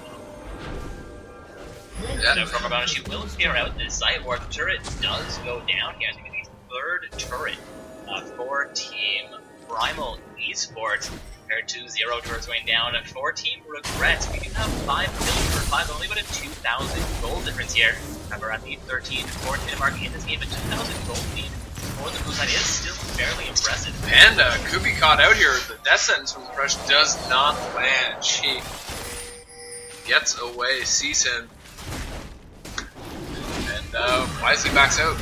Sends out picking up his red buff here. He's doing pretty well. Looks like he has got a Devour enchantment.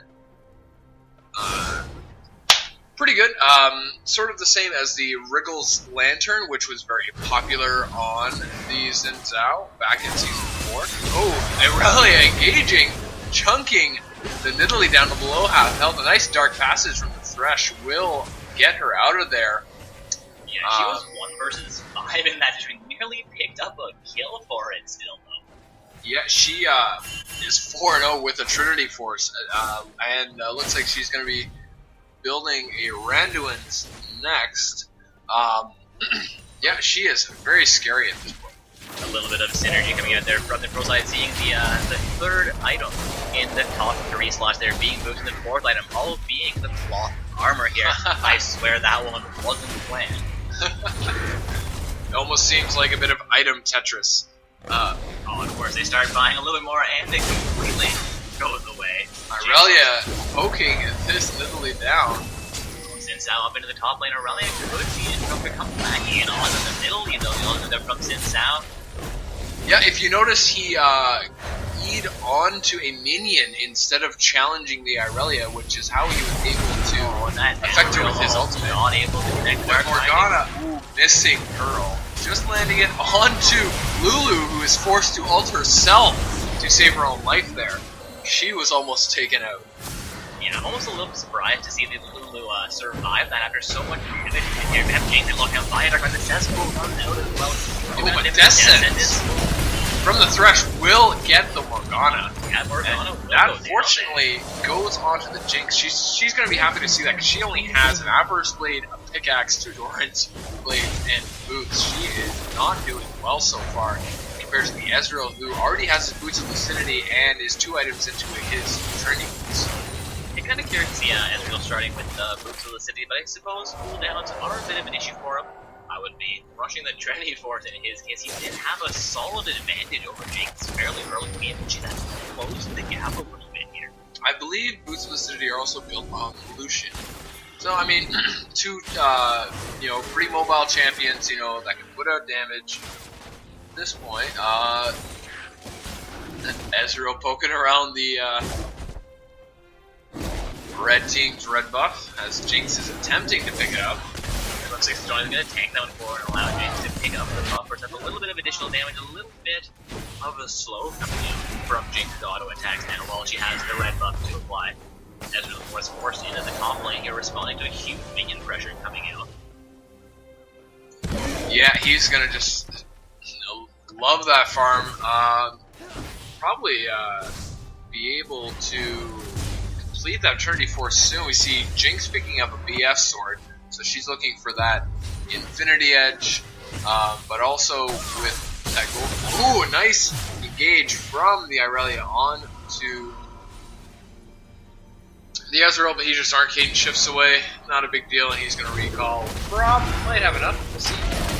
Ooh, Morgana spell shielding herself very nicely, gets away from the Sejuani. Zed picking up blue buff for that cooldown. Blue buff still has cooldown, actually. Yeah, blue buff would be a cooldown reduction in the Mana Arena. I don't think they really changed the mechanics of the 2 buffs too much, just how the jungle camps themselves work, and a little bit of an additional buff from smiting each. True.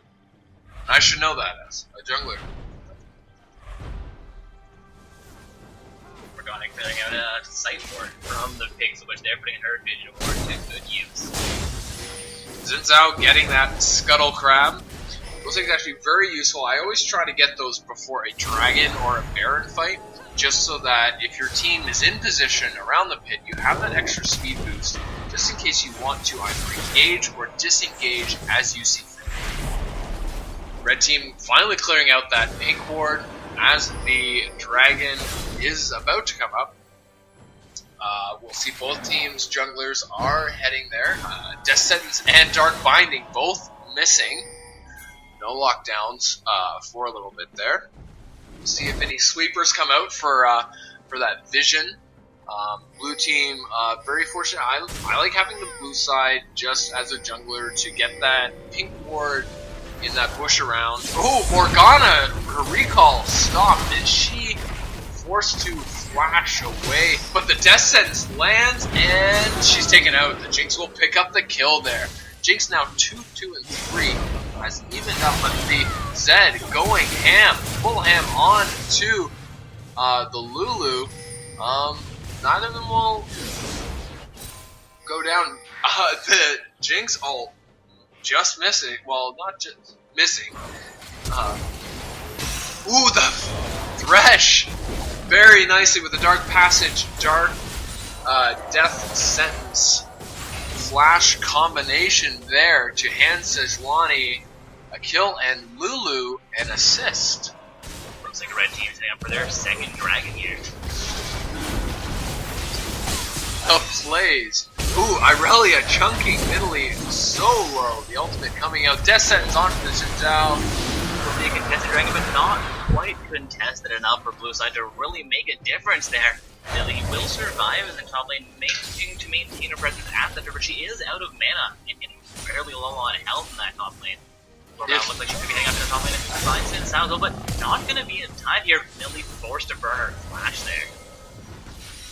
And she should back off. And Irelia flashing, but then backing. It's actually trying to teleport to get out of here. It is interrupted, and she is forced to on, and Italy will get an auto attack off to get her assist.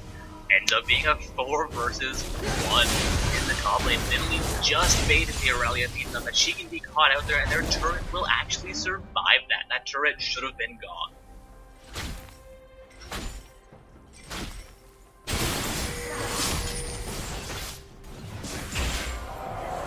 Alrighty, so we see the red team trying to get this mid and blue team turret down.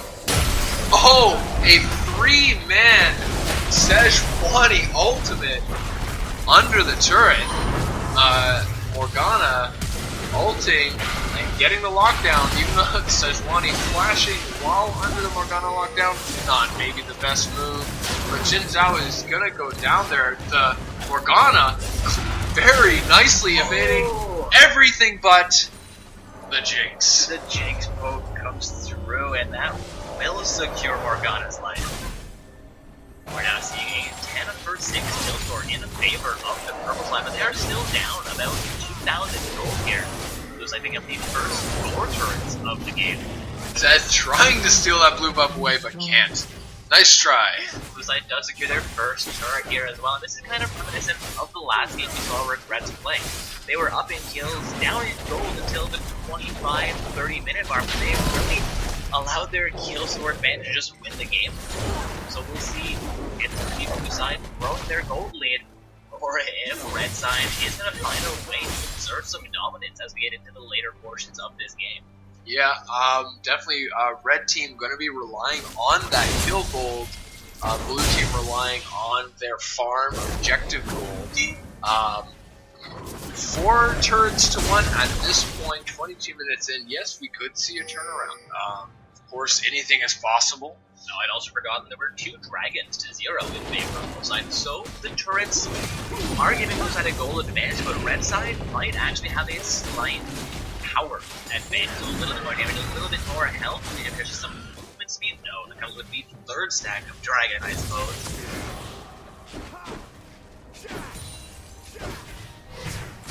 Yeah, Irelia engaging onto the Xin Zhao. He's trying. Yeah, he does deter her.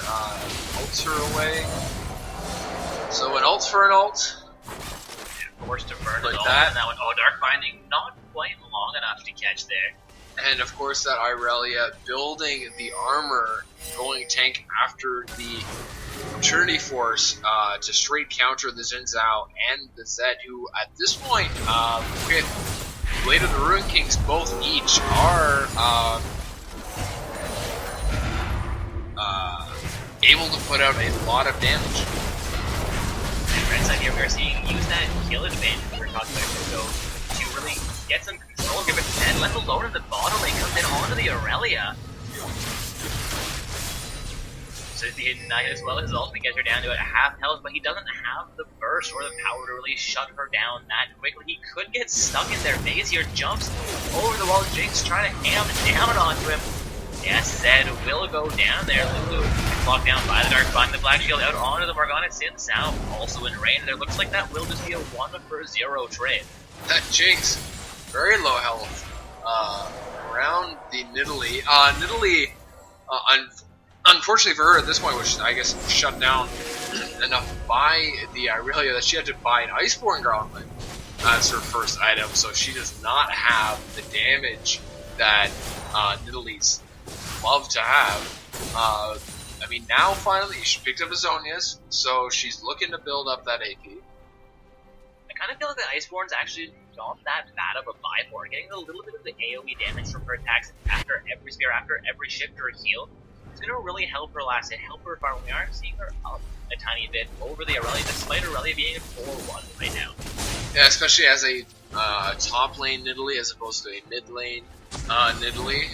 She's definitely going to be looking to give her team a bit of tankiness, especially diving in there. She's not going to want to, be squished right away.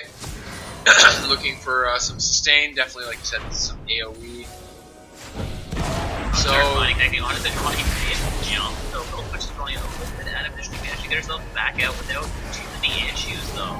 No, Sejuani, very tanky at this point, going for the Juggernaut enchantment, of course, with a Giant's Belt.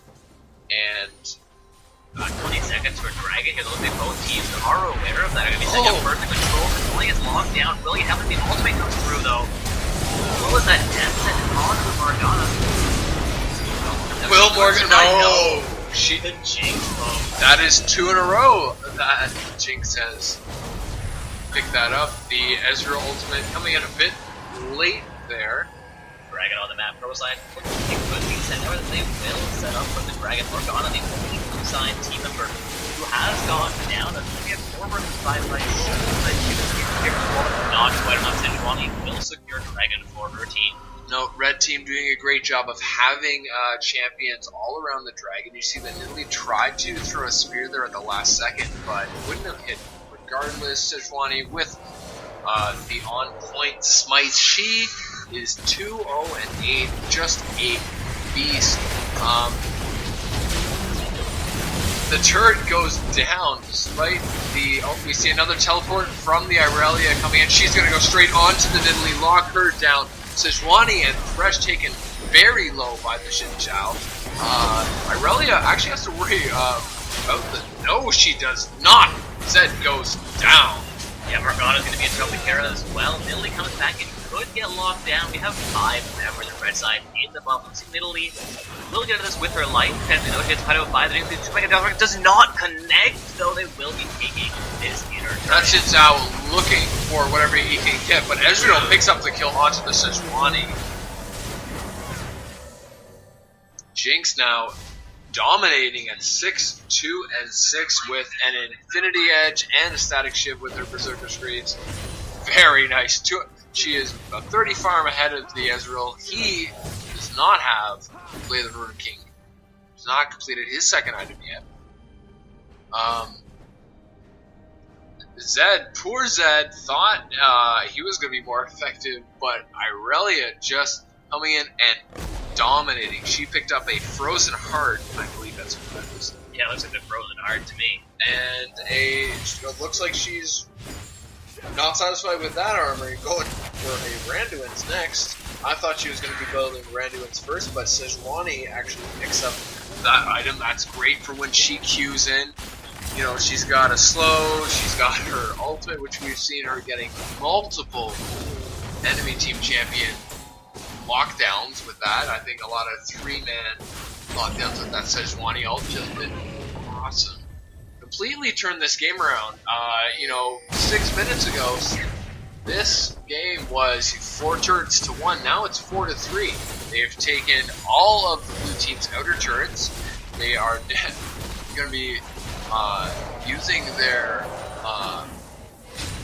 dragon stacks. Yeah, this is exactly what I was talking about around the 21-22 minute mark. Descends, lands onto the Nidalee from the Thresh, and she is forced to pop her Zhonya's. Xin Zhao goes in, but gets Pixie Morgana going down. Well, yes, she will go down to the Super Mega Death Rock with the new Jinx. Starting out a little rough, but coming in on point here now. We'll see, looks like they're going to be trying to go for this middle turret.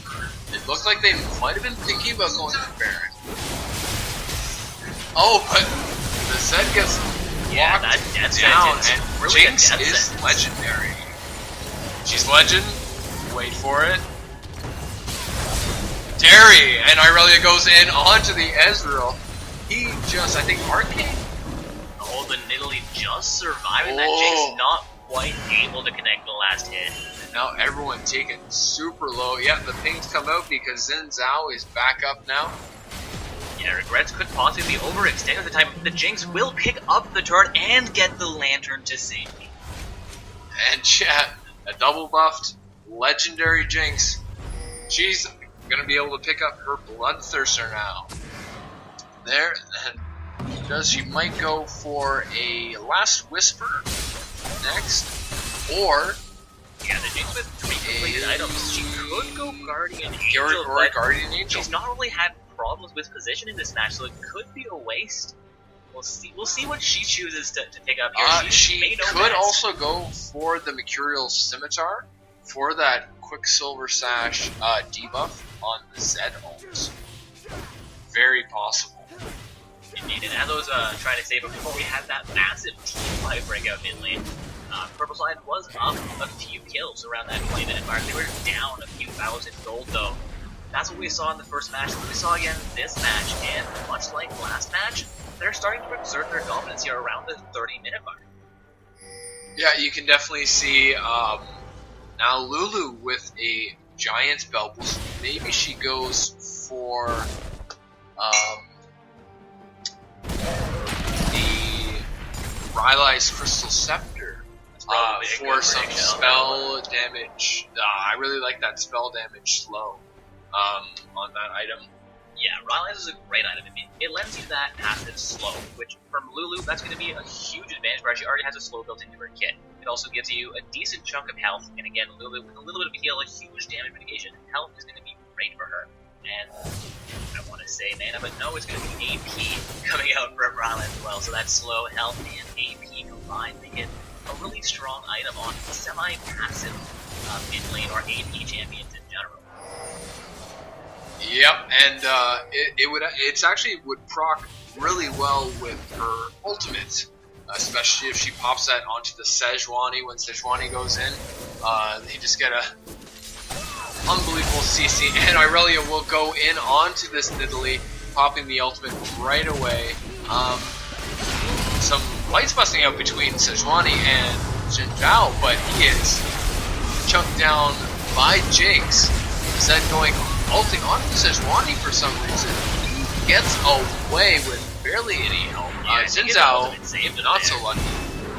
And Morgana, in trouble now. The Ezreal as well will be taken down. That death sentence takes him out. Morgana gets taken down as well as Jinx secures that kill. So we're now seeing a 21-2-7 kill score, 3 Dragon stacks on Dirty Rest, as well as their first Baron being set up here. Baron down to half health. And Ronnie and Early getting a little bit low, but I think they've gone more than enough to take this in Italy. Not in range to contest Zed, not even aware this Baron's going down. That will be a successful Baron. Yeah, and the red team has turned this game completely around. The turrets are now even, but red team, purple team is up about 6,000, a little bit less than 6,000 gold. They're up. Oh my god, my math, my brain right now. Sorry, 12 kills, 13 kills. 14 kills, 14 kills. There, my brain was working reverse there.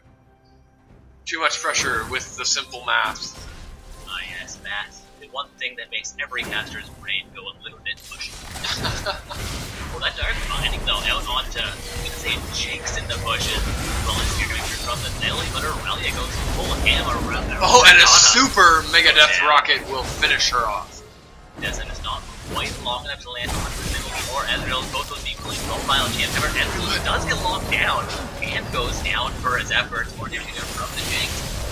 5 members of Red Team coming in for this inhibitor turret.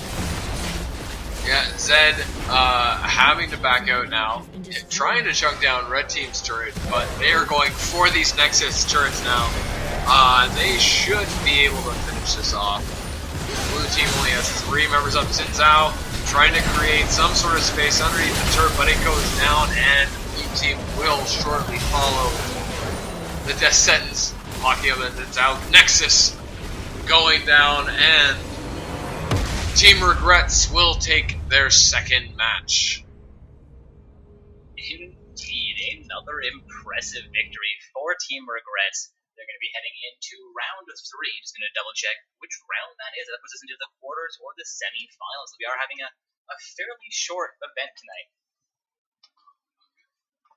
And also, with that match, I believe we do have our 8th team qualified for the secondary tournament. So we'll have that released for you guys momentarily, assuming that I am correct about that.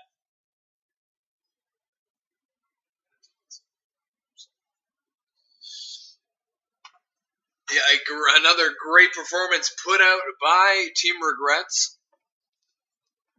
A massive performance by the Aurelia and the Jinx.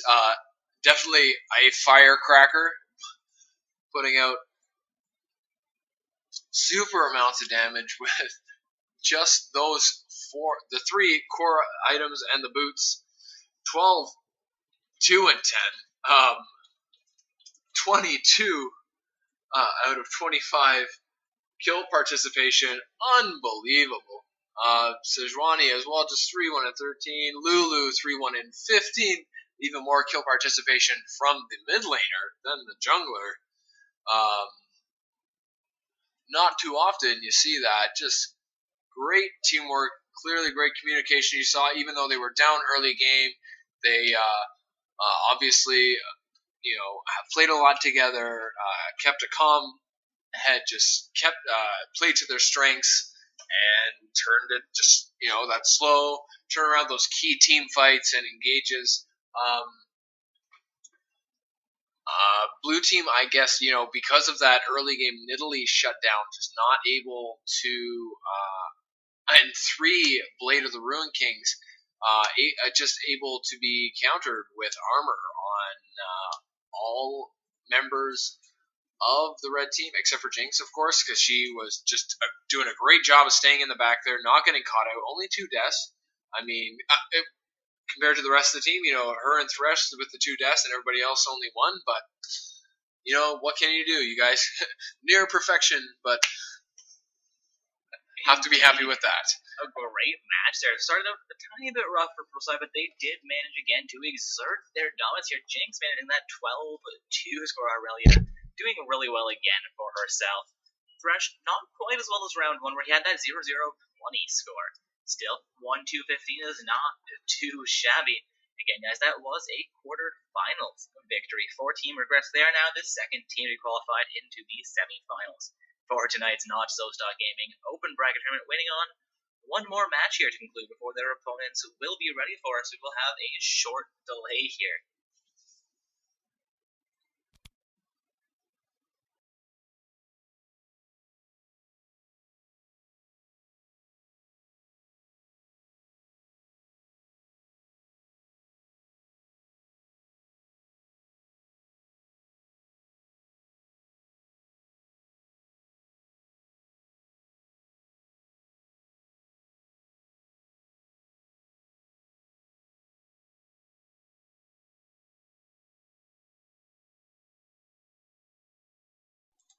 Alrighty guys, as we do have a short delay here, and I don't really have a way to get into that other quarterfinals match for everybody, our caster is going to take a quick break here, and we will be returning as we get into the semi-finals matchup, which will be the winners of the matchup between Team Second Nature and Flannin' Pals versus Team Regrets. Of course, Kugang and Supreme Rivals also still playing a quarterfinals matchup. The winners of that match will be playing against Team Win in the semifinals. And then again, one of the 4 teams from the semifinals. Wait, one. We'll have 2 teams from the semifinals making their way into the finals matchup. 2 of them into the bronze match. But of course, only one victor this evening. But again, guys, we'll be back in 5-10 minutes or so. So keep an eye out. See when we get ourselves back into that lobby when the voices return.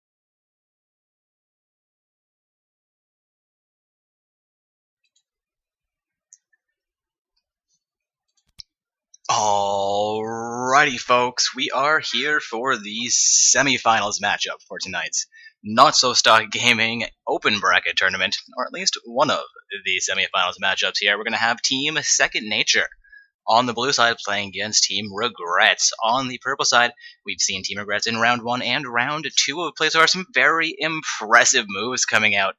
And another very similar lobby here with all diamonds from the blue side, aside from one platinum summoner, and of course the all diamond 1 team roster from Team Regrets. They are composed of diamond and platinum summoners as well. Our other 2 semi-finalists here this evening, who unfortunately won't be making the stream, aside from one of them heading into that finals matchup, are going to be Team Win and Team Coup Gang. I'll get that bracket posted back into Twitch chat again momentarily. Looking to get ourselves again into this round 3 semi-finals matchup. Alright, Reddy's coming out from the blue side here. Hopefully purple side is ready to go and will be in the champion selection momentarily. Again, guys, round 3 semi-finals. We have Team Second Nature on the blue side with Team Regrets on the purple side here. Mainly diamond, a little bit of platinum mixed into these rosters. We'll see how this match goes. Both teams here, of course, being on a 2-game win streak in tonight's tournament.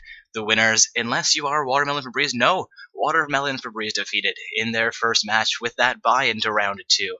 So anybody making their way into the finals, anybody winning tonight's tournament, will be finishing tonight's tournament on a 4-game win streak, at least a win streak for their team. Not sure about substitutions and who plays which games for their rosters. It is the final 5 participating summoners who will be receiving a prizing for that participation.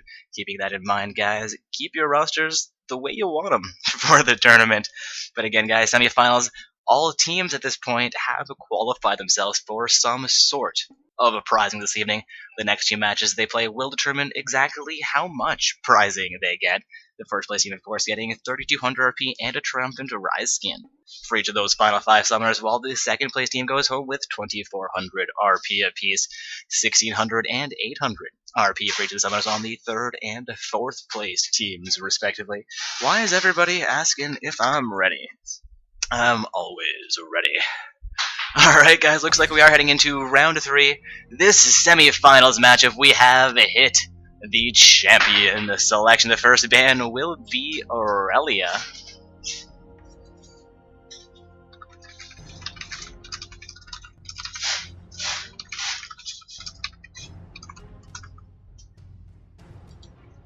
Alright, ban's actually going fairly quickly here. Again, Aurelia, the first ban. We've seen Aurelia played really strong by the purple side here throughout previous rounds, and being the bottom seeded team, or at least the bottom placed in the bracket for Team Regrets, they're going to play every match they play tonight on the purple side, so getting kind of comfy there, I guess. Again, guys, Team Regrets on the purple side with Team Second Nature on the blue side. Second ban here is Oriana, followed up by Nidalee, followed by some Janna ban. That Janna has been a really standard ban for Regrets throughout the entire evening play.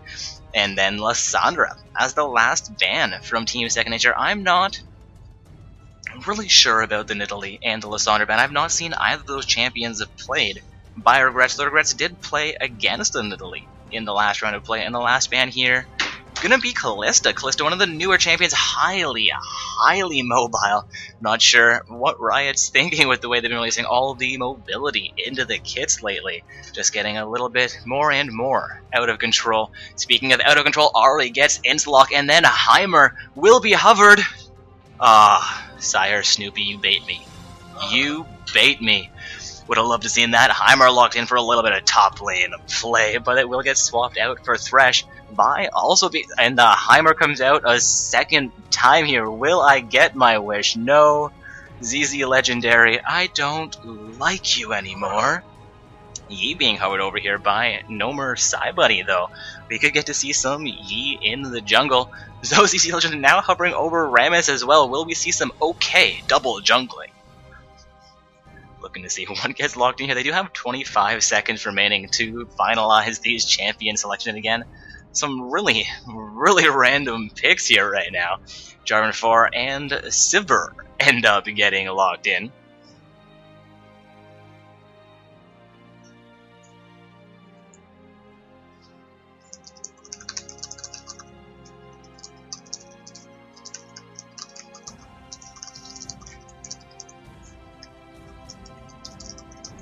I apologize for silence there, guys. A bit of an admin issue cropping up into a chat, trying to get that secondary bracket tournament started for everybody. We have had the Jarvan 4 and the Sivir locked in, as we said, as well as Morgana being hovered over here. We've seen some pretty strong Morgana play in previous rounds. Graves also being hovered here. We've seen him played before, but I don't know what they're doing right now. The Skarner hover, the Kog'Maw, almost called him Corgi. Ashe back to the Morgana here, looking to see that Morgana get locked in. And I'm kind of curious if Ashe could come out, but no, swapped back onto the Graves. We will see the Graves-Morgana pair coming out for, I believe, the second time for Team Regrets here. Ah, that's a good point, Brick. We may actually have Morgana mid here, with Thresh already being locked in, but you know what? I have played it once or twice. I have heard it fabled to be played. Depending what IK locks in, IK is their ADC normally. I think that's going to be a Thresh top lane on Sire Snoopy, actually selecting for himself here. Though I'm not sure, and yes, with the Kassadin hover, we could actually see this Fizz being, oh my. Going to be an interesting semi-finals matchup. Also, Nami and Rumble locked in here. 4-team Second Nature that will finalize the roster. 4-team Second Nature, yes, good hit. Brick is here, has been casting with me all night, just getting himself a snack. They're going to be getting back into the action momentarily. Speaking of which, we can probably get ourselves back into the action here. There we go, gonna get that boosted back up to the proper volume levels. Let us know, guys, if there's too much static in the background. You have a number of computers and their fans running in the back here. Oh my, the Heimer hover, the Heimer lock-in! I think I might be really happy right now. It will be Thresh potentially as support, though with Morgana mid, as Brick was predicting, we will have a Heimerdinger into the top lane though, so I am still excited. Alright guys, so going down these rosters, once again we do have, looks like a Sivir Nami bottom lane pair for Team Second Nature. I'm not overly sure about a Sivir Nami pair. I think there could be something that would synergize a little bit better with the Nami, or synergize a little bit better with the Sivir, depending which route you really want to go there. We'll see how Second Nature handles that bottom lane. And again, we have the Graves Morgana pair for Team Regrets. I apologize, guys. Thought Brick was joining me, but only done the first half of his snack there. I'm going to put my mic back on here. Get back into things. We have the mid lane matchup again. Will be Morgana into Ahri. I have played that matchup as the Morgana. It seems like it'd be hard. It seems like it'd be an impossible matchup, but I found it quite successful for Morgana. So we'll see how she handles Ahri in this lane, or if Ahri, with her mobility, can avoid the Dark Bindings, maybe out-damage the Black Shields, know how to, land the taunt after the poke, and then throw the poke again if she times it correctly. We'll see again how that mid lane matchup goes, though. Junglers being a Jarvan 4 into Vi. We actually saw Vi banned out by Regrets opponents in round 1 and round 2, leading to a flawless Lee Sin jungle, followed up by some Sin Sao jungle in round 2, finally getting to see him playing on his... Oh, you're right, Sejuani. I apologize. Thank you, Brick. Sin Sao almost got locked in, or was locked in by somebody else, actually, and we saw some Sejuani played by Regrets in round 2. So we are going to see him playing on what I want to believe might be his native Vi here in this round, the semi-finals. And again, the top lane matchup, Rumble, who I think we saw hovered, if not locked in and played in the previous round. Though it would have been against an Aurelia pick from Regrets, if that did actually occur, and I'm not just crazy. It was round 1, we did see the Rumble in top lane. Yeah, last round was Nidalee. I'm trying to remember if it was actually the Rumble getting locked, and I do feel like we had a Rumble in the top lane earlier on. No, it was Mordekaiser. They swapped it out for Mordekaiser. It was Mordekaiser into Aurelia, followed up by Nidalee into Aurelia. So now we're going to actually get to see the Rumble, who we saw teased into a champion selection earlier on, actually locked in here now. But instead of the Aurelia, we've seen Sire Snoopy maining tonight, getting to see some Heimer, which I actually main. So I'm going to be taking some notes here tonight, maybe being a little overcritical. We'll see how the Diamonds handle my man. Also, guys, about a minute of a spectator delay remaining here.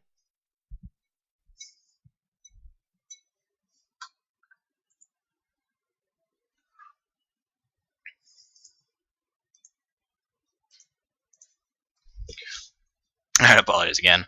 Just trying to get that secondary bracket all set up. We still have one match. Trying to get ourselves started, but not having success. And yes, guys, if teams don't show up for the secondary tournament, they will either be replaced or you will be advanced into the next round, just depending on how many teams are still available after losing the next match's pre-semifinals. Looking to see who is still available. Believe that Team Sovereign may be getting advanced, but I had a report that one of the teams that didn't show up actually came back and said they were available. So if they're still available and somebody else who replaced them has become unavailable again, I know how to handle that situation. But I'm not seeing anybody on Twitch chat saying, hey, our team's here, we already lost a match, let us back into the secondary. So Sovereigns could be getting a free ride into that semifinals matchup down there. But with the main event at hand, we are currently in a semifinals matchup. Team Second Nature against Team Regrets. Also, somebody asked me there if I am the only caster here right now. Not technically the only caster. I'm going to get my mic boosted back up again, guys. If the static in the background is a little bit too crazy, just let us know here. It is going to be myself, Dark Corpse, as well as Brick Panzer. Hey guys, joining me here tonight. Pretty excited to see some really cool skins in this loading screen. Some Hazmat Heimerdinger. And the new Challenger Ari. Pretty cool skin. The Firefox Ari, of course, is a classic, pretty nice. Mafia Graves is a cool one. And we are loading in here for this third round game of the Not So Stock Friday Night Open Bracket Tournament.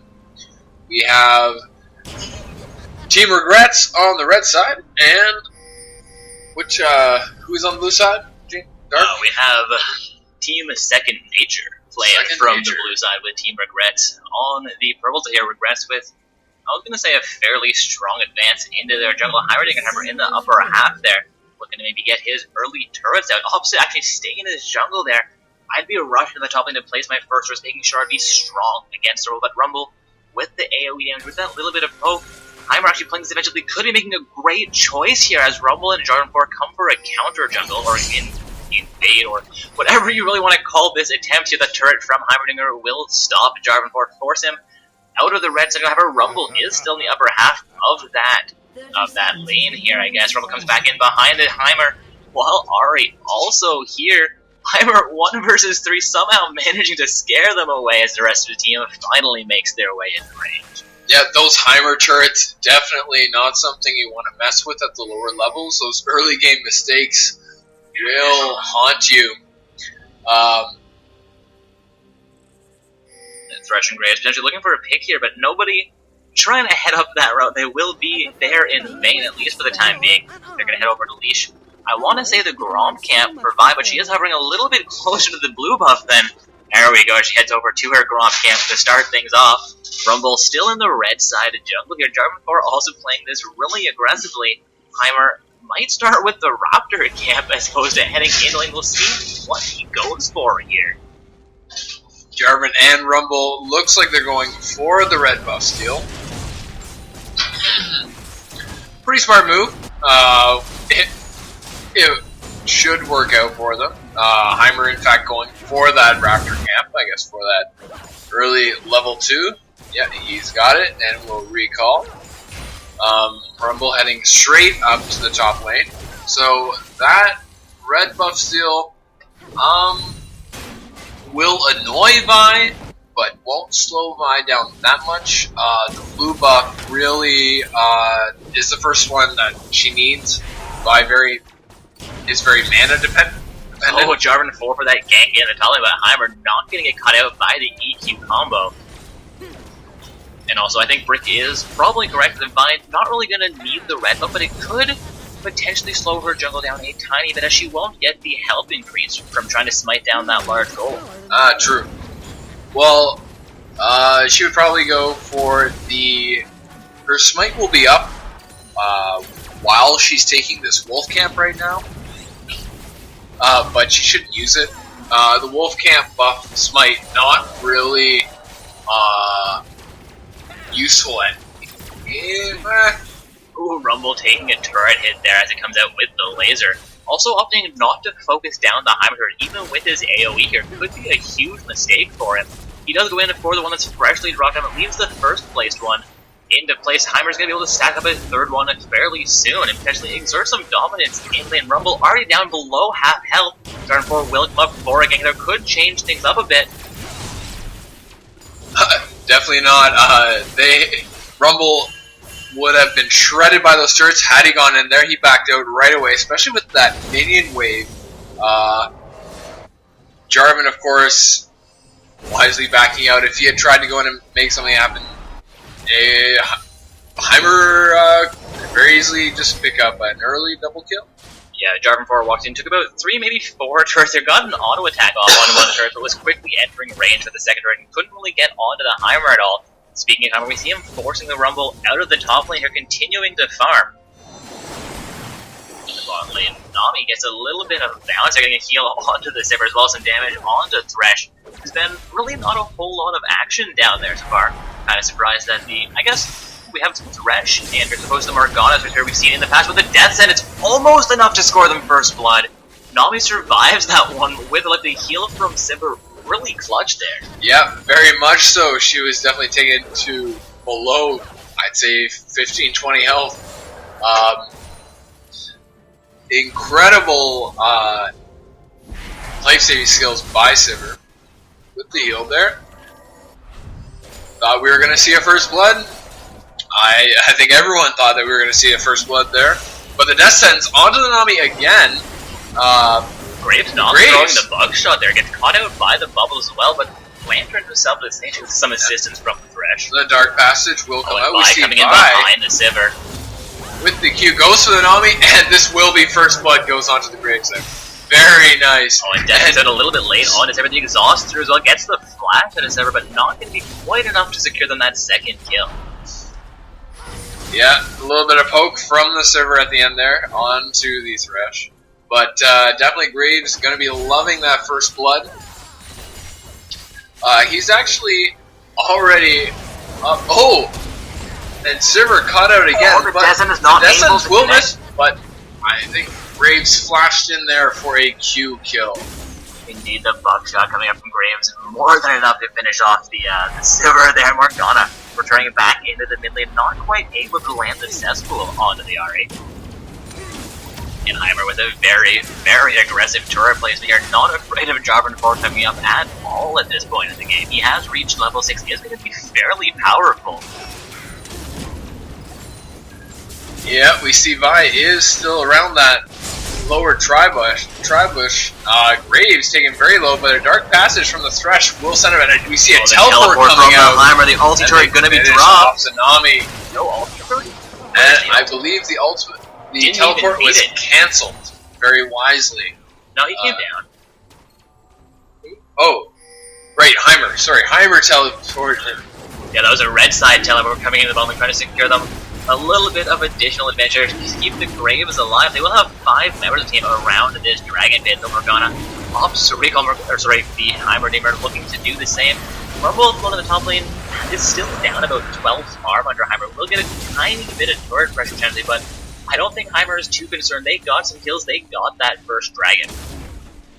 Yeah, and that dragon went down pretty easily. They're going to love that. 7 minutes in, they already have a dragon. Bot lane is already... the support's already died twice. They have 3 kills onto their ADC. He's got a BF sword and a pickaxe going back into lane. This Graves is huge. Less than 10 minutes in, this is incredible. Even though Sivir is managing to stay up and farm, the lane is sort of pushed right now. And will be pushed. Graves is going to have this whole wave. Yeah, Graves look quick. We see Jarvan and Rumble moving up, trying to make something happen on this Heimer. He is. Heimer has 2 turrets already down, though, has his ultimate available. I think he's got this. Yeah, that Jarvan is only level 4. Morgana looking for the Dark Binding. Can they catch him out here? The ward goes out over the wall, as well as the rockets coming through from Heimer, getting a little bit of damage, but Morgana opts not to really follow up. Probably a smart choice for them. Yeah, Heimer,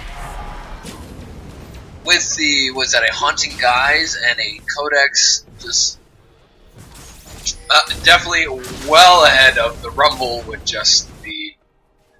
Yeah, I'm kind of curious what Heimer's going for, what Sire Snoopy's going for with his first item here. It's not what I consider a standard start, unless that's the build path for Banner of Advantage. I don't use often, but is a core Heimer item for a lot of players. Oh yeah. Well, the Rumble would be going for the Haunting Guys into the Leandries, but might have to stop off for some magic resist against this Heimer at first. But picks up some boots. Definitely going to need them if he wants to try to get to Heimer and out of the turret range without taking too much. Morgana skillfully avoiding the poke coming out from the Ahri, and Vi comes in, but gets spotted out by a ward there, so that will be an ineffective gank right here. Descendants out, not quite able to connect onto Nami. Sivir playing this fairly aggressive, but not able to really get it. Razor will get the boomerang off, picking up 2 additional creep score for herself. Bubble comes back in, clearing out the siege, and gets a little bit of damage onto the Heimer and Vi. Not sure she's looking for the Scuttle Crab or some roam into the top lane here. Looks like she will be going for that Scuttle Crab. Sivir able to pick up a couple more creeps with her, but missed death sentence by the Thresh there. Rumble's turret, this top turret being taken pretty low by the Heimer siege. It should go down pretty soon. We see actually Morgana and Vi both leaving the top area now, rotating back down. Maybe we're gonna go for a tower dive. Back off, just gonna let Heimer chunk this down. See, not much happening in the bottom lane. The Nami and Sivir wisely making lots of distance. Oh, the distance, but that spell shield gets flexed. Oh, play will come as well as the Buckshot. I mean, he comes back into the, what is that called? His smoke screen. Yep, smoke screen. Yep. Alright, there we go. The Rumble not able to connect there, which is unfortunate for him. Flash. Heimer flash. Yeah, Heimer would have flashed out of that one. Fresh coming in for some additional action onto the Sivir. Nami opting to reserve the death sensor a little bit longer than I would have expected. Back for the Souls. Morgana makes way back towards the mid lane, followed up by the Jarvan 4. He will get spotted out by a Vision Ward though. That Dark Binding almost connecting onto the Ahri. It's interesting, the Vi has the Descent from the Thresh missing there, going wide of both champions. We'll see if the Vi changes the purple up for the blue Skirmisher Saber when she completes her jungle item. Graves dashing out of the bubble there, but he being be chunked very low. I think Fresh may have just saved his life right with that play. Yeah, a boomerang from Sivir, as well as an auto attack could have definitely. The Death Sentence not quite able to connect. Yeah, the Thresh, you see the Death Sentences he's been putting in previous games have been on point, but for this one, definitely we see that whenever he misses and the Graves gets caught by a bubble, it's not a good. Just gonna say here, guys, my boy picked up first turret. Yeah, Heimer just able to exert massive amounts of lane pressure. Rumble not really able to keep up. He picked up the Sorcerer's Shoes, as well as the Haunting Guise for his magic penetration. But he's probably gonna have to go. He's definitely gonna have to build up some magic resist. Yeah, you know that first turret puts him in a slightly awkward position. They don't want to continue pushing down onto this inner turret. Try to draw as much aggro from Jarvan as he possibly can, getting advantages into the mid top lane. And of course, they can take that inner turret, it gives them additional control of that. They get the next turret as well. They're more or less free to take Baron, so we'll see if he chooses to try and continue pressure this lane, trying to absorb that aggro. We're going to start to look for some roam here. And we see that Dragon is up. Red team is already in position for this. Blue team hovering around the back of the Dragon Pit, but Jarvan caught by a nice blind binding by the Morgana. Oh, no, they have a ward there. So she knew that he was in that bush. And a second binding, because Tsunami could be in trouble. She will go down to the bind. Yeah, and Vi still has her ultimate available. So, no worries there. Smite's still up, so this should be a free Dragon. Indeed, red side setting up for Dragon here. Heimer pushing into the mid lane here again. He had the option to push down onto that second turret in the top lane. Wouldn't be overly effective for the game. He's going to rotate mid, allow Morgana to get her roam on here, which they will secure Dragon with, and then we're going to have a 5-mana fight into the mid lane to take down the 2 members from the side and this turret. Rumble the first, and Ahri not getting caught out. We'll see if they can capitalize on the Ahri, and now Nami coming in as well, or if this turret will be successfully defended. Sivir and I believe Jarvan Thor responding into the bottom lane, securing their first turret of the game. Vi Q being interrupted by Ahri's charm, but the max range dark binding comes through, will cost Nami her life. These, and the death sentence from the Thresh, the Ahri being taken very low by flashes for the kill. Very nice. We see that, actually though, while this has all been happening, Sivir has been doing a great job of pushing the bottom lane, and the Jarvan ultimate onto Heimer, but Sivir will pick him off. It's like both of them will get away with slivers of health, these two. Indeed, a really strong play there by both the Sivir and the Jarvan before coming in under the turret with the Heimer turret. It's not an easy thing to do, taking down Heimer once he's got some turrets set up. We saw them clear out his turrets really efficiently, focus on him as opposed to trying to thwart the objective. They got the kill and they got out. Yeah, just Heimer without the flash, decided to keep his flash. The Edinburgh just realized that didn't matter where he flashed, he was probably going to die there anyways.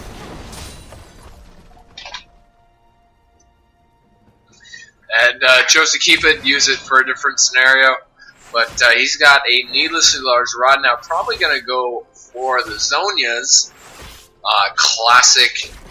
Heimer would have gotten him a kill at least in that under tower situation. Proper Zhonya's. Sivir actually definitely needing that single kill onto her team. Fortunately, everybody else has only died once except for the Nami, so not really a huge issue. Nami still got her mobility boots and her sight stone, so just able to support stuff. Sivir being stunned out by the Heimer, just going for a little bit of poke, not really much to do, but Heimer looking to start pounding down this bottom lane as mercilessly as he did the top. Vi going in onto the Rumble, just backing off there, just saying, hey, get away from the turret. Heimer taking proxy farming with an ultimate. We see a Jarvan ultimate coming in. Jarvan ult, Ahri goes in, but Jarvan will be taken down. Ahri also taken down by Graves very well. Graves in control here, going in on the... He flashes for the triple kill onto the Nami.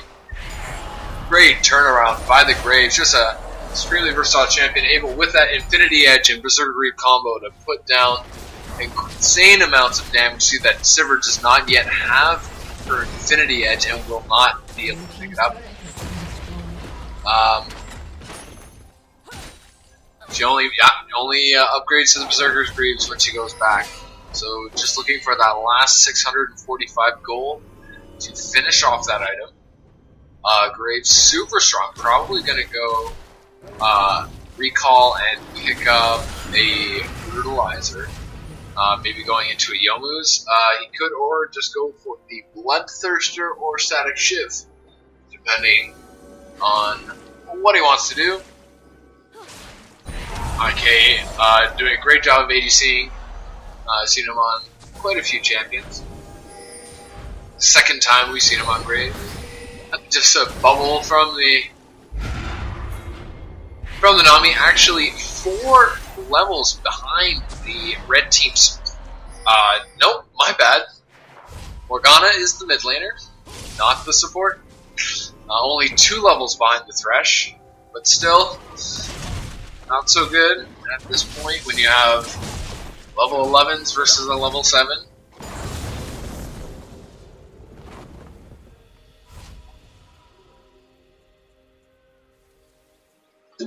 Sivir setting a ward on that Dragon Pit, where of course the red team has that pink ward, so they'll be able to clear that out whenever they want. They might just leave it there for now. Dragon is up in about 50 seconds. Red team has done a great job controlling it thus far by just taking out that Tribush ward.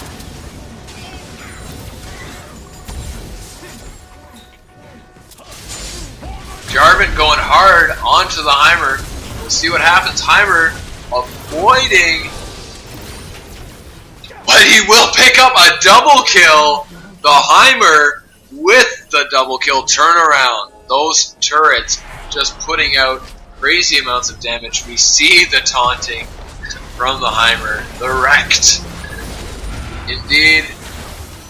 We see the middle inner turret go down for the blue team. That is now 4 turrets to 1 in favor of the red team. Just as this dragon comes up, the jungler is down. Not the greatest of moves to dive and die on that Heimer just as the dragon's about to pop up. They will pick up their 3rd dragon of the game for free.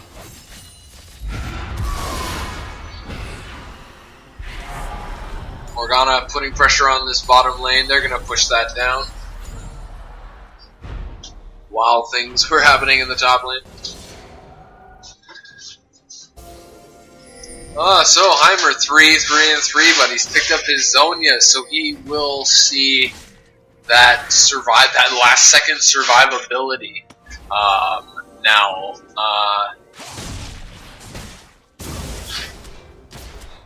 how about that turnaround? Heimer with the double kill.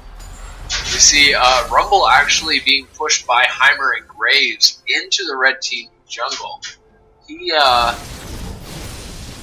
being looked for by now, but with that pink ward, that's a very good pink ward there in that bush. We see the ultimate from the Morgana does not get the lock, but Nami will go down anyways to Thresh, but a Dark Binding onto Ahri, but the Graves ult misses, but the Vi ult never misses. That lock on OP. Vi actually one of my favorite champions. She's now 3-0-4, super powerful. Actually did not go for the Chilling Smite.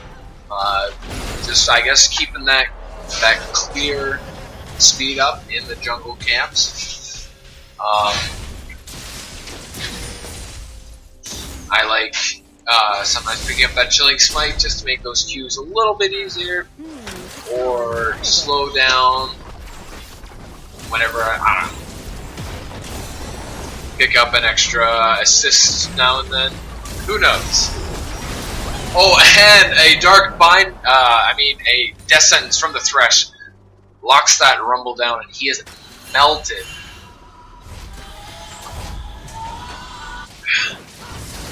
Rumble actually completing the Liandry's Torment.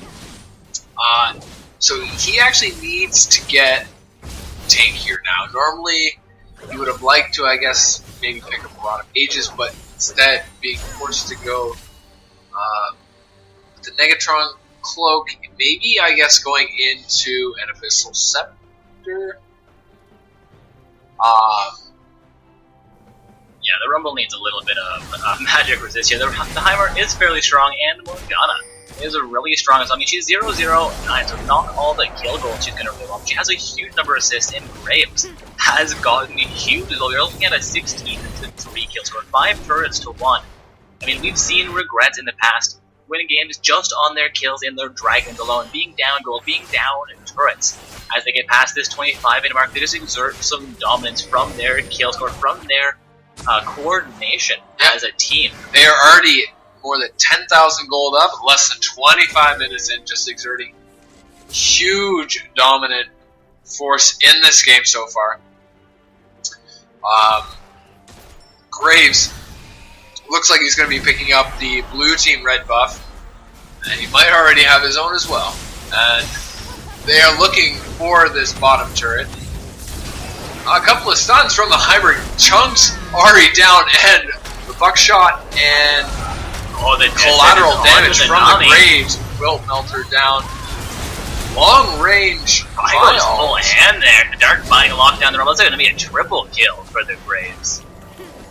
Looks like Regrets should secure this bottom lane inner turret. That will go down really quickly. They might push in for the inhibitor turret. They do have they have a huge amount of damage here.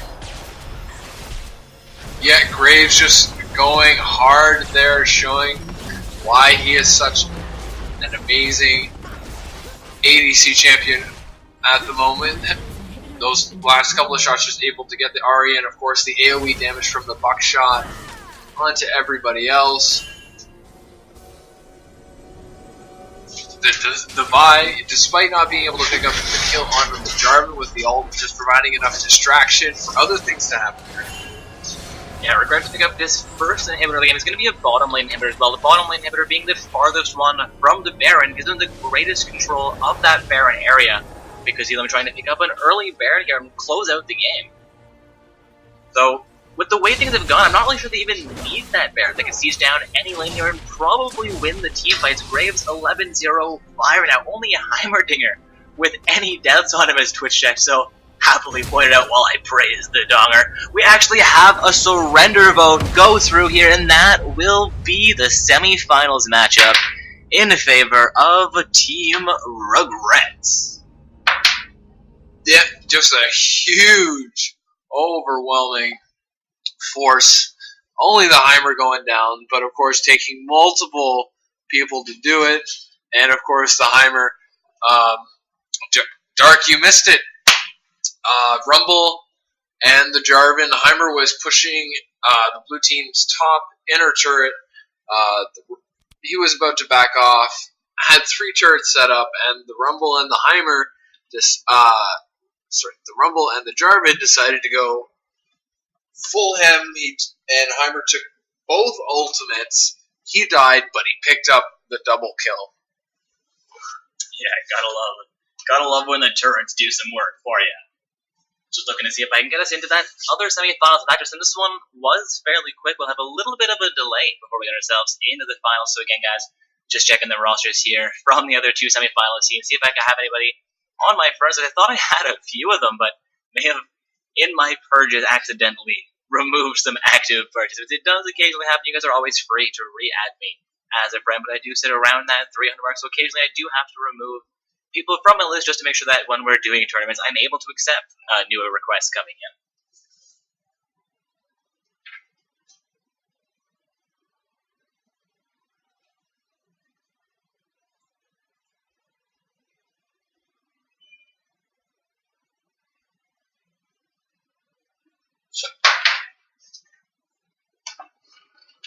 Yeah, we see Heimerdinger going big.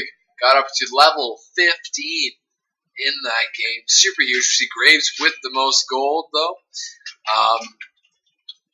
It went amazing. 11-0-5. He was participated in 16 out of 19 kills. Unbelievable. Even at the surrender point, already with the 4 items he needs to wreck anyone. Amazing.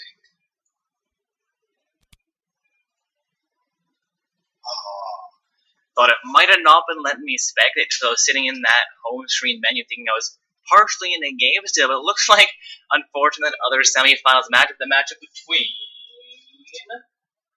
Team Win and Team Kugang has actually disabled the spectators, which is unfortunate for us as the stream, but it will mean we have a little bit of a break again before we get into our finals matchup, guys. So stay tuned. As the sound returns, so shall the finals.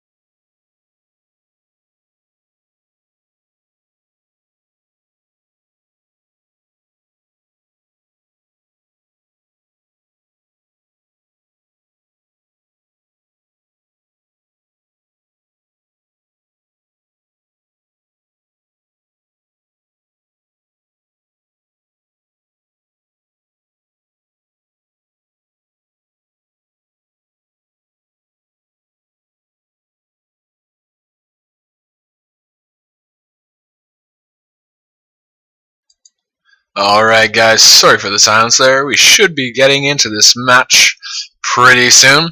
Our finals match of the Not So Stock Friday Night Open Bracket Tournament. Just have a slight delay. Looks like one of the members of Team 1 is taking a bathroom break. This is Brick Panzer. It's been a great time tonight. Happy to be able to join you guys, and hopefully I am helping out to your satisfaction. I actually have someone quit from Team 1. Looks to be a disconnect. They should be able to join back in pretty soon. Should be alright. Hopefully be able to get things going momentarily. Dark Arps will be joining me right away. Just getting some water.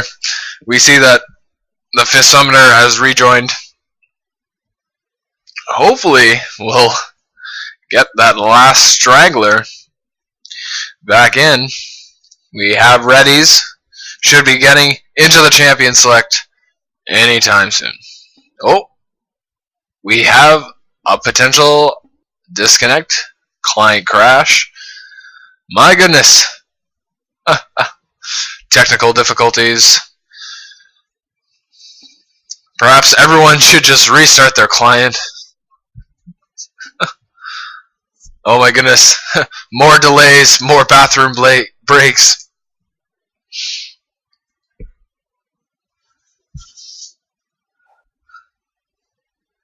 We see 1K has rejoined. There we go.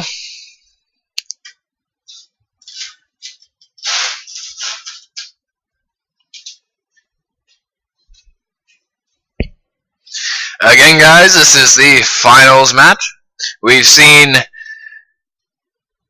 Team Regrets, that's Team 2 on your screen, do quite well so far. Put out dominating performances in all their games. Only a couple where they really pushed, but late game they were able to put out the proper rotations, make those crucial team fight plays, and stay on top.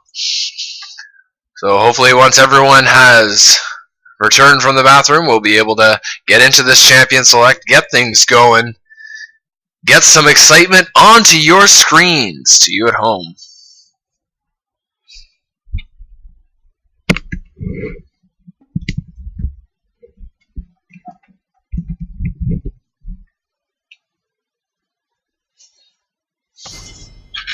And we do get into this Champion Select. Here is Dark with me to go through these picks and bans. Indeed, a little bit longer than I thought they were going to take to get into the Champion Select phase. They were all ready to go when I was talking to Hot Guy Zigzag, but we're finally into Select here, so let's see what it brings. We have a very quick Aurelia ban, and Aurelia on Sire Snoopy has been very, very strong. We saw a fairly good Heimer from him as well in the last round of play. However, his other teammates did outshine him a fair amount as far as performance is concerned. Oh, apparently another client crash. Yeah, it looks like blue side, that is Team Win, with one of their team members disconnecting from client here. Just going to be getting the lobby reformed. We will enforce the same pick, same ban rule. It was an Aurelia, and I believe a Nidalee ban from the purple side. Maybe somebody from Twitch chat can let us know. Pulled up on the screen. No, I waited half a second too long there. Falling short in my duties. I did only see the Aurelia ban.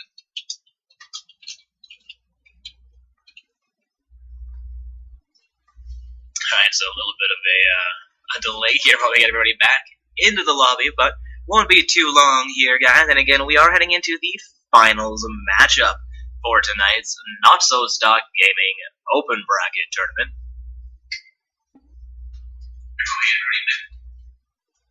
Alright, I'm getting reports that it was a Victor that was banned out by the purple side. So, potentially a target ban there. Victor, a very powerful champion, but more often than not a pocket pick. Not really something you see often. Definitely really powerful and pesky. Especially if he gets his roam on.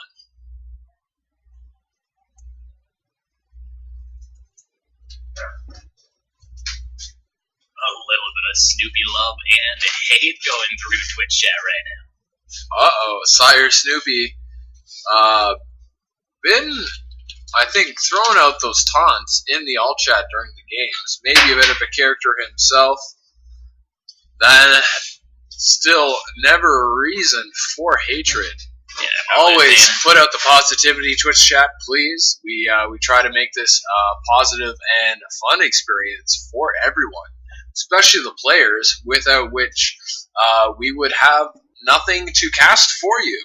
So, indeed, positivity is a great trait to try and maintain. We do require it from our casters, at the very least, a little bit of semi-professionality and some positivity through these matches, keeping everybody happy, everybody hyped. And we've seen some great play here. We've actually seen our first Masters player coming out from the blue side, a double Masters lineup. They do have that token platinum player we've seen in every game from the blue side still. oh yeah, Hawkeye 6-packs. But clearly must be a reason for the Masters players to have them with them. So, gonna be seeing the Irelia Victor, of course, those two bans that we saw earlier, of course, have to make those again. See Rumble, LeBlanc. An interesting choice to ban out. Lots of Rumble here. ability power champions. Nidalee as well, being banned out here.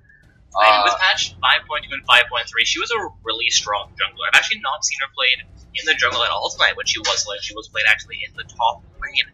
Not sure if patch 5.4 brought about some Nidalee change. Essentially, I'm going to admit I am behind on my patch notes right now. Apparently I am as well. Stuck in my Wood 5 elo, not seeing the jungle Nidalee played maybe as much as you, but again, I have not been on the Rift, actually, maybe as recently as you. We see Thresh, of course, a very strong support and a good first pick, not giving anything away, but then we see, of course, Schmaxel getting his 5 very strong last game, putting up a perfect jungle Vi. Did not die. Yeah, last game of the first game, we didn't see Vi banned out, and not banning out Vi again this game. We'll see if Blue Side can counter her, or if maybe that was a mistake going on. Also, the Morgana being locked. I think we've seen her played every round. Vi regrets as well, though one round in the mid lane, as opposed to support, as they did pick up a fresh support for the last game. Also seeing the Fizz quickly locked in here by and Moo. With Hot Guy 6-pack hovering over a potential Nunu pick. That Nunu will get locked in. If that's played in the jungle, I'm kind of curious how it's going to go. Nunu's a really strong jungler. I mean, he's not really big in the meta, but he's one of the only junglers that I can play. So, it kind of has an attribute to how easy and how strong he can be in the jungle if you maybe practice it, maybe know what you're doing a little bit better than I do as a bronze silver tier player. Waiting for Novocaine to lock in here, not showing anything yet, but Wonked gonna hover over a Scion pick. Scion coming back pretty big after the rework. Seen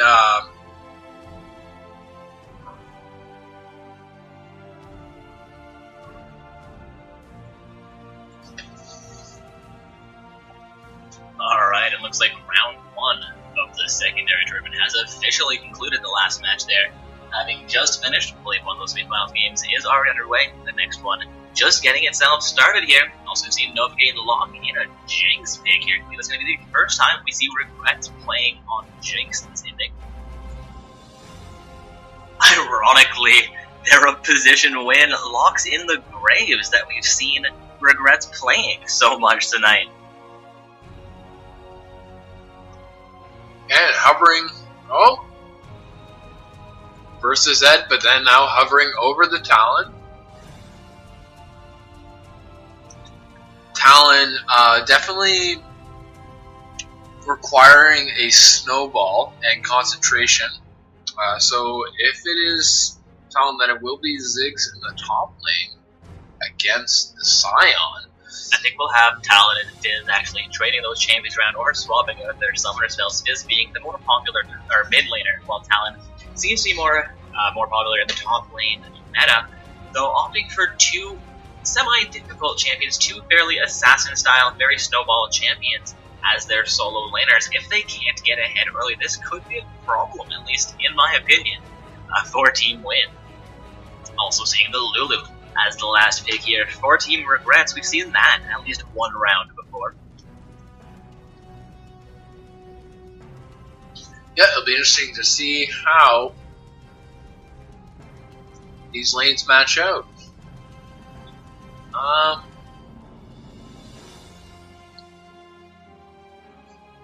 Just 30 seconds are remaining for these guys to trade around their champions, should they need to, as well as finalize those Runes Masteries and their Summoner spells.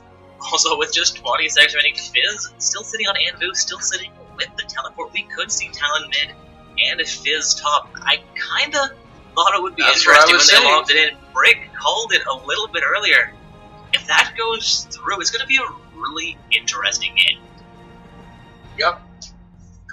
Well, Fizz sort of able to counter the Scion ult with Playful Trickster. Yeah, playing against Scion, who doesn't have range. He'd normally be against a mid-lane range champion.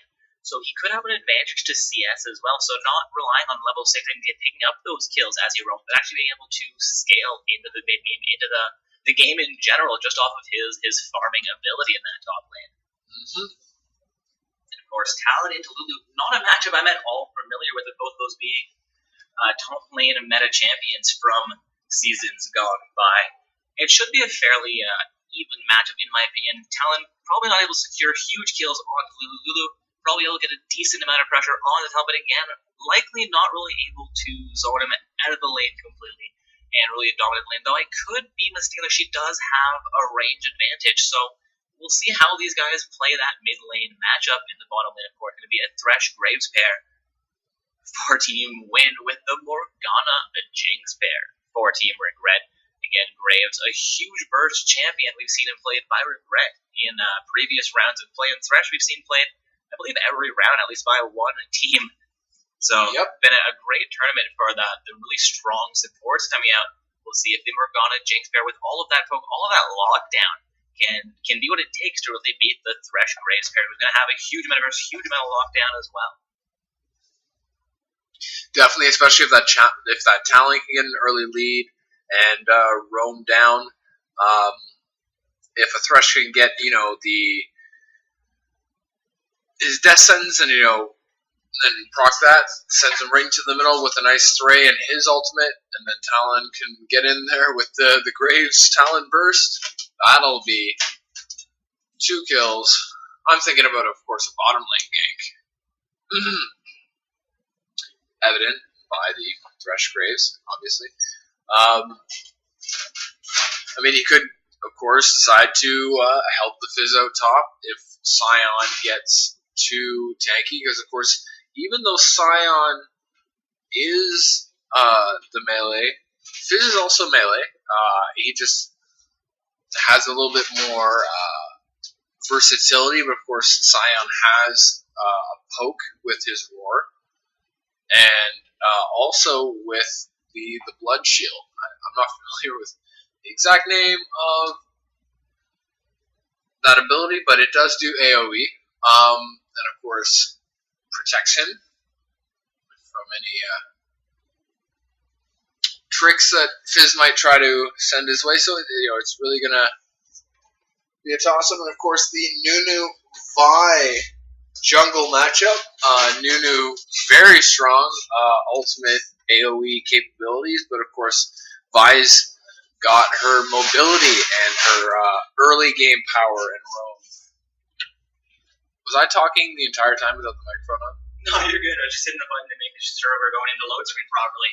Oh, right on. So yeah, the camera capture mode is just a little bit different between the client and the in-game. Just have to hit a button there because when we're specking, there's no automation. I mean, there is a way to automate it, but I have not had a chance to set it up yet.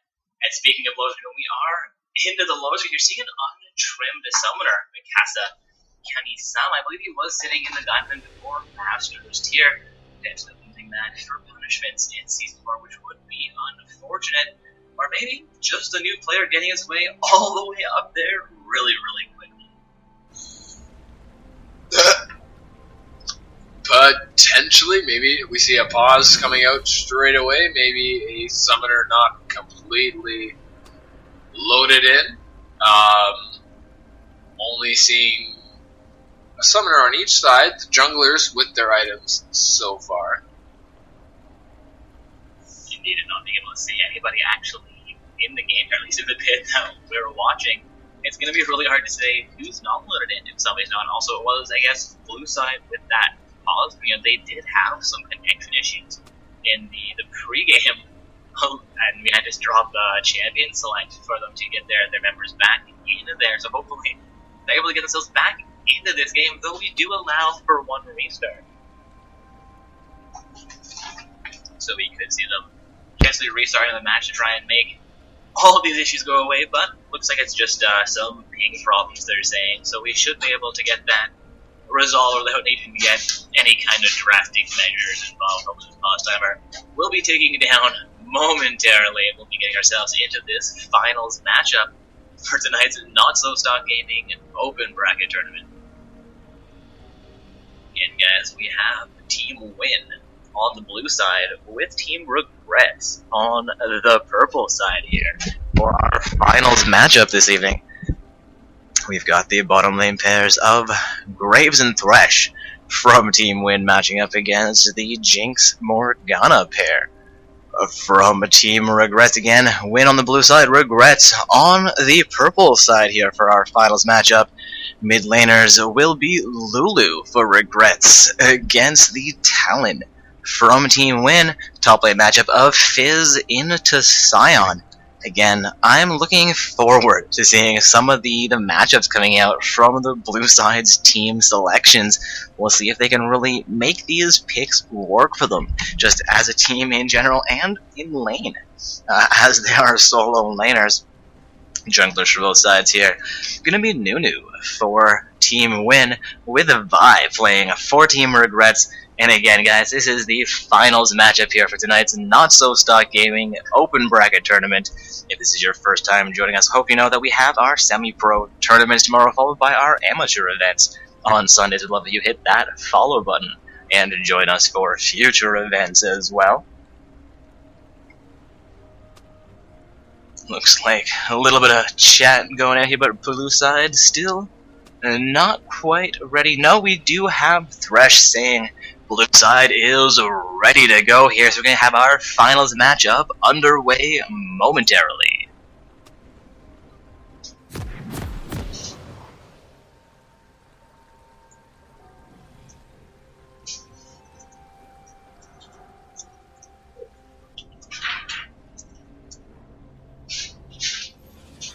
Alright, the pause timer does tick down here. Blue side rushing out of the base. Purple side, of course, doing the same here. Looking like Slime's going to start with the flask, as well as his health and mana potion. While Fizz actually hasn't left the base, it does start with the flask and 2 health potions. No, 3 health potions for himself, though. Maybe thinking that mana isn't going to be a huge problem for him in the early game. A red side that is Regrets with a bit of a more defensive setup here. Blue side getting his Thresh and Graves into that river bush in the bottom, and Nunu coming back up as well as Graves returns into the tribe. We could have a bit of a skirmish breaking out here if the Vi Jinx Morgana trio make their way down. Wherever they will head onto their side of the map. Vi potentially setting up for a Gromp camp start here. Nunu, I'm not quite sure what he's doing. It's still fairly, they've got about 45 seconds still until those buffs spawn, so we could see his position change quite drastically. He might actually end up in the upper half of the map, looking to start potentially on his Gromp or the Wolf camp, as we see Fizz currently sitting by Wolves at the moment. Yep, we could also see him potentially swing up to the Gromp and have Fizz join there. Venturing Wrapping around, gets little the bit ward close. into the Raptor camp. Lulu trying to prevent the counter jungle here. He will fall back on his about 15 more seconds till he needs to be somewhere. Looks like Fizz will just do the wolf camps by himself just to pick up that early level 2 lane advantage. We're seeing some LCS tactics coming out from these Masters players. Not Sion surprising. opting for the same here. We see him in the bottom half of the map on that wolf camp. In fact, Sion will probably die to the wolf camp and proc his passive, which will then allow him to finish it off. In fact, we will see him get executed here. Hopefully for Sion at least, that works out for him. He should be able to finish off the wolf camp and get level 2 for that. In fact, we see him pick up level 2, and he will respawn immediately And and the nice thing about teleport to Sion's the top passive lane. when it's really early game is he is back up in base by the time he goes back down from his passive. Looks like he was back into lane a little bit before Fizz. Fizz opted to teleport back up as well though. Yeah, I actually just saw Dyrus play Sion, did the exact same thing that we just saw there. It seems like a really weird way to start, but they've removed the penalties, I guess, from dying into the jungle camp, so seeing players opt to do that, maybe not all that surprising. Yeah, just to pick up that level 2, start off your lane that way. It also, I guess, makes the most uses of your teleport during the game, because you can connect on the Thresh. you do use the teleport so early in the game that by the time you maybe want to make that early dragon fight teleport, it should be back up.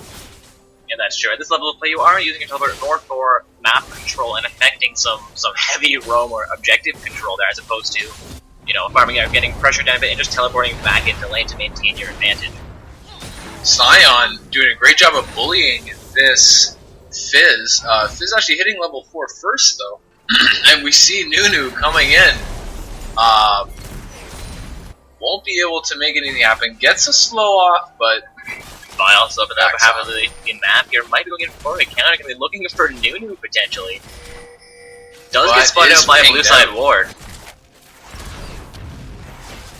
Morgana looking Thresh. for a binding here. Ops not to throw it. Vi connects onto Nunu. Lulu gonna try and assist, but Nunu will get away to safety fairly efficiently. Is back in onto the Sion though, and again, putting this is the down. pre-6 damage I was saying that he would be able to get onto Sion without Sion having that huge range advantage that most mid laners have against him. Yeah, that early bullying not really doing too much. Is getting that level 4 advantage onto him, and putting out that damage. Yeah, Sion not really having to back out. Also, we're approaching the 5-minute mark here with no first blood drawn yet. Gonna see another really tough start to these games. Looking down the scoreboard, farms are fairly even. Fizz actually with the largest farm advantage in the game right now. Nunu and Vi both into the top lane. Vi turns around on the Nunu while Sion opts to come back in as well. The Ice Blast comes down to Vi. Sion, I'm not sure if he can get into range behind. Needs to get one more lock, but Fizz coming in behind, trying to save the Nunu. Gonna get turned on here. Yeah, that was very good. They instantly recognized the situation that Nunu was behind the Vi, but they had both of them separated, and they just went for that damage onto the Nunu. Nothing he could really do. Going for the Raptor camp, actually, he's got to watch out. This Vi's coming around there, and looks like they will meet up. Vi... Back into the top lane as well. Nunu Oh, does get gets caught the out. flash and the Vault Breaker for first blood. That was excellent by the Everyone's Vi. gonna pick up their second killer. A Sion comes in onto the. It's gonna be a really close match. Might be go 1-for-1. They're both still alive here somehow.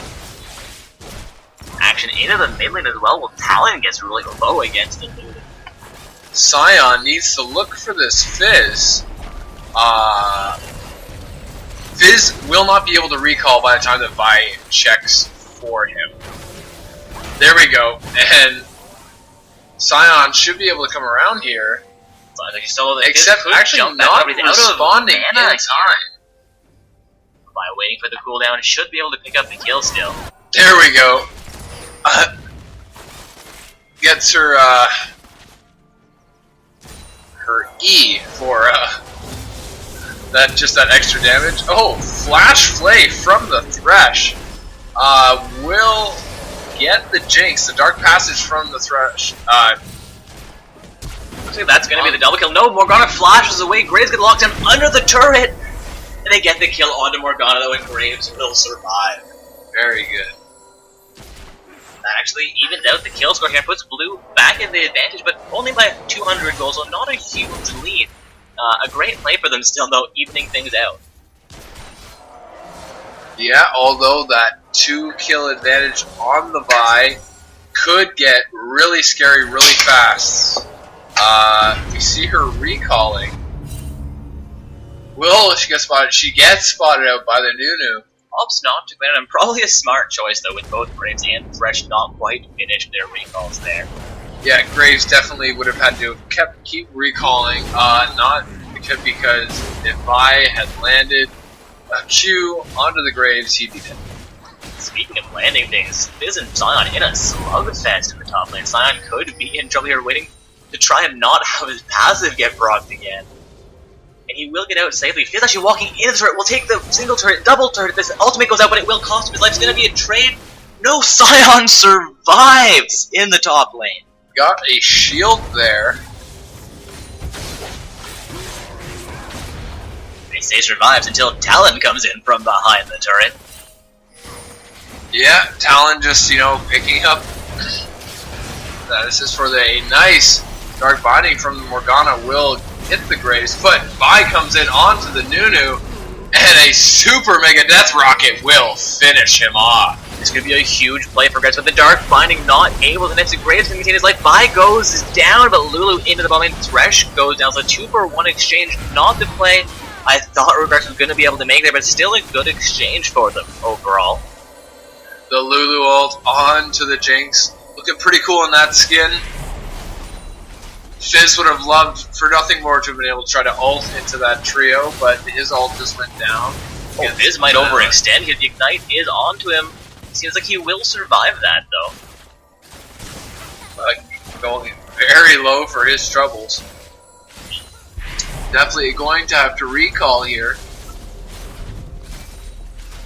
The interesting Fizz with the Phage, maybe going for a Trinity Force? That is not something I've seen before. What? She could be going for the Ice on to Talon. Not much that Lulu can do to help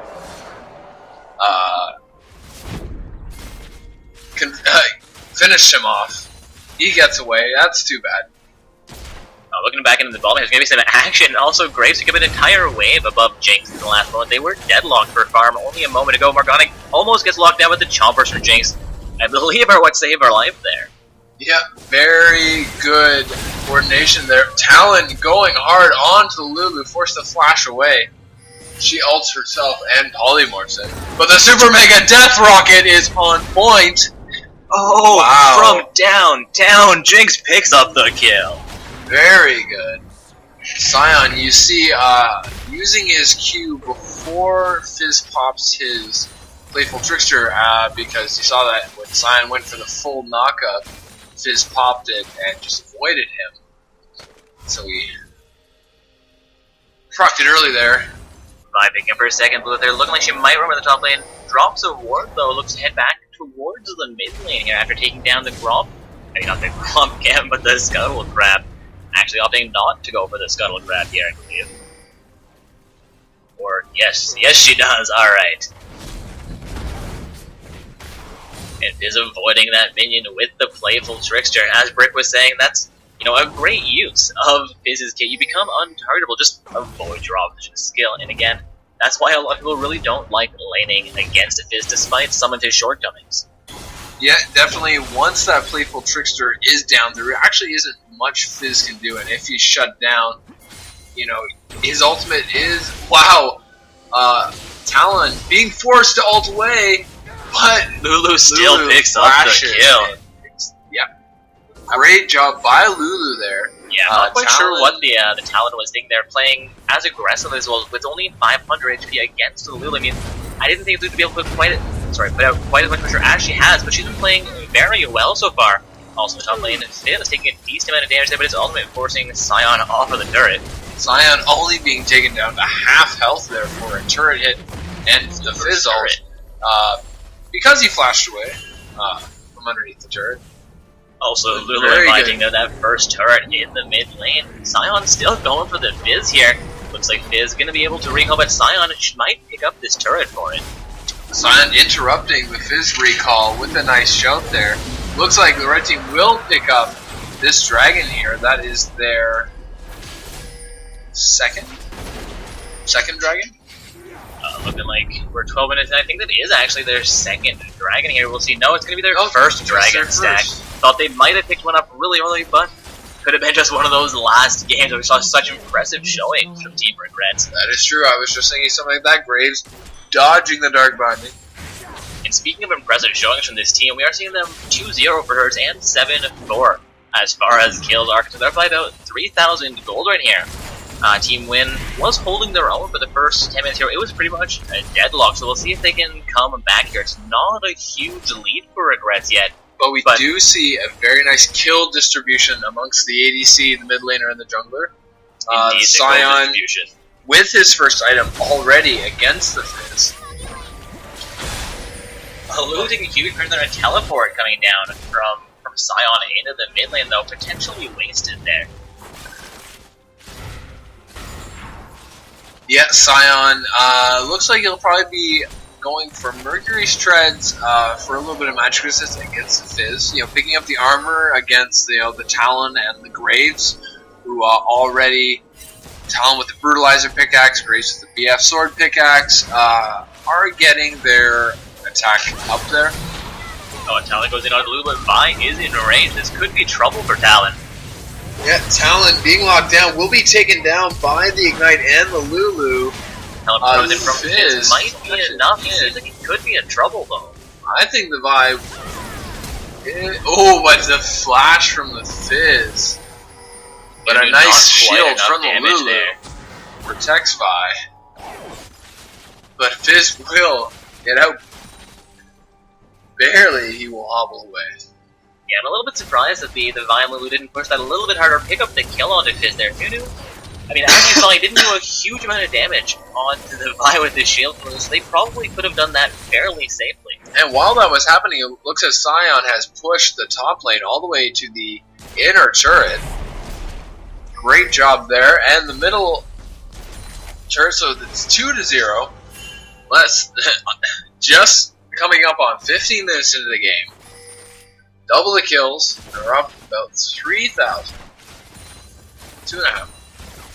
Indeed, it's been a pretty close game, so we are seeing Team Regrets again growing their advantage here, picking up a kill advantage, actually picking up a turret and a gold advantage here. So sort of a stray Dark Binding. Excuse me. Oh, Sion, a really heavy roam. Catches out the Talon, but not a whole lot happens here. Graves coming in behind the turret as well, but the Thresh gets locked down so heavily, Jinx is able to pick up that kill.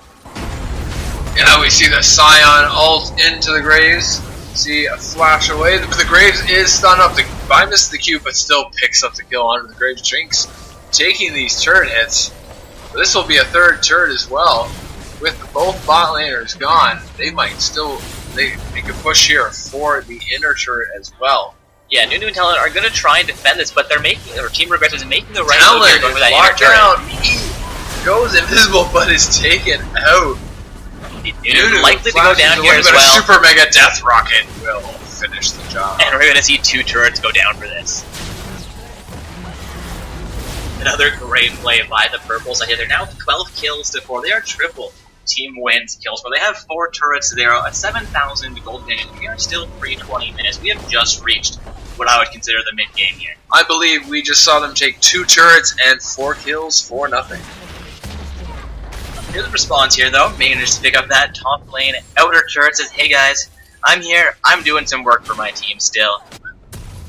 Right before my eyes. I apologize. That is their first turret. As a good, I guess, first step. But looks to be the start of what has been the inevitable, what we've seen tonight. Talon going hard onto Lulu, who is 2 levels ahead. Lulu with that level 11 already has the second level of her ultimate. Going hard onto the Talon, flashes over. Thresh gets the shield Misses on the Talon. Q. He might be alive here, and indeed Talon will get out of that with his life. Quite an impressive show there. Indeed. Definitely 2 Gotta throw impressive some sleeper there. flashes. Talon flash, very good. Thought he was going to wait even more impressive to follow up Lulu flash, but less impressive. The missing Q. A little bit distracted by the Thresh there. Good job doing the support. What he's meant to do. Regrets pretty heavy into the Team Win upper half jungle. They will secure. I apologize. Team Win will secure a bottom lane outer turret. So they're now 4 turrets to 2. Still in favor of Regrets, but Team Win trying to come back into this. Talon gets caught out there. And he goes down. Like Fizz might get cut as well. Comes back in high. We get him down to half health. Pursued by both the Morgana and the Lulus of the Dark Vine. Not able to get, but 5 picks up the double kill. All the while, Jinx and Sion taking down that inner turret with the stun knockup on the Nunu. He is taken down. And Lulu on a rampage. We see Vi 6-1 and 4 is beastie with the Warrior enchant and the Randuin. She's got the tanky and of course the passive. Goes hard onto the Graves. Vi finally responding to Graves, split pushing into the bottom. He won't quite succeed taking on that inner turret, and it looks like it's going to cost him his life. Yep, she will get him with the Randuin slow before he dashes away and able to catch up.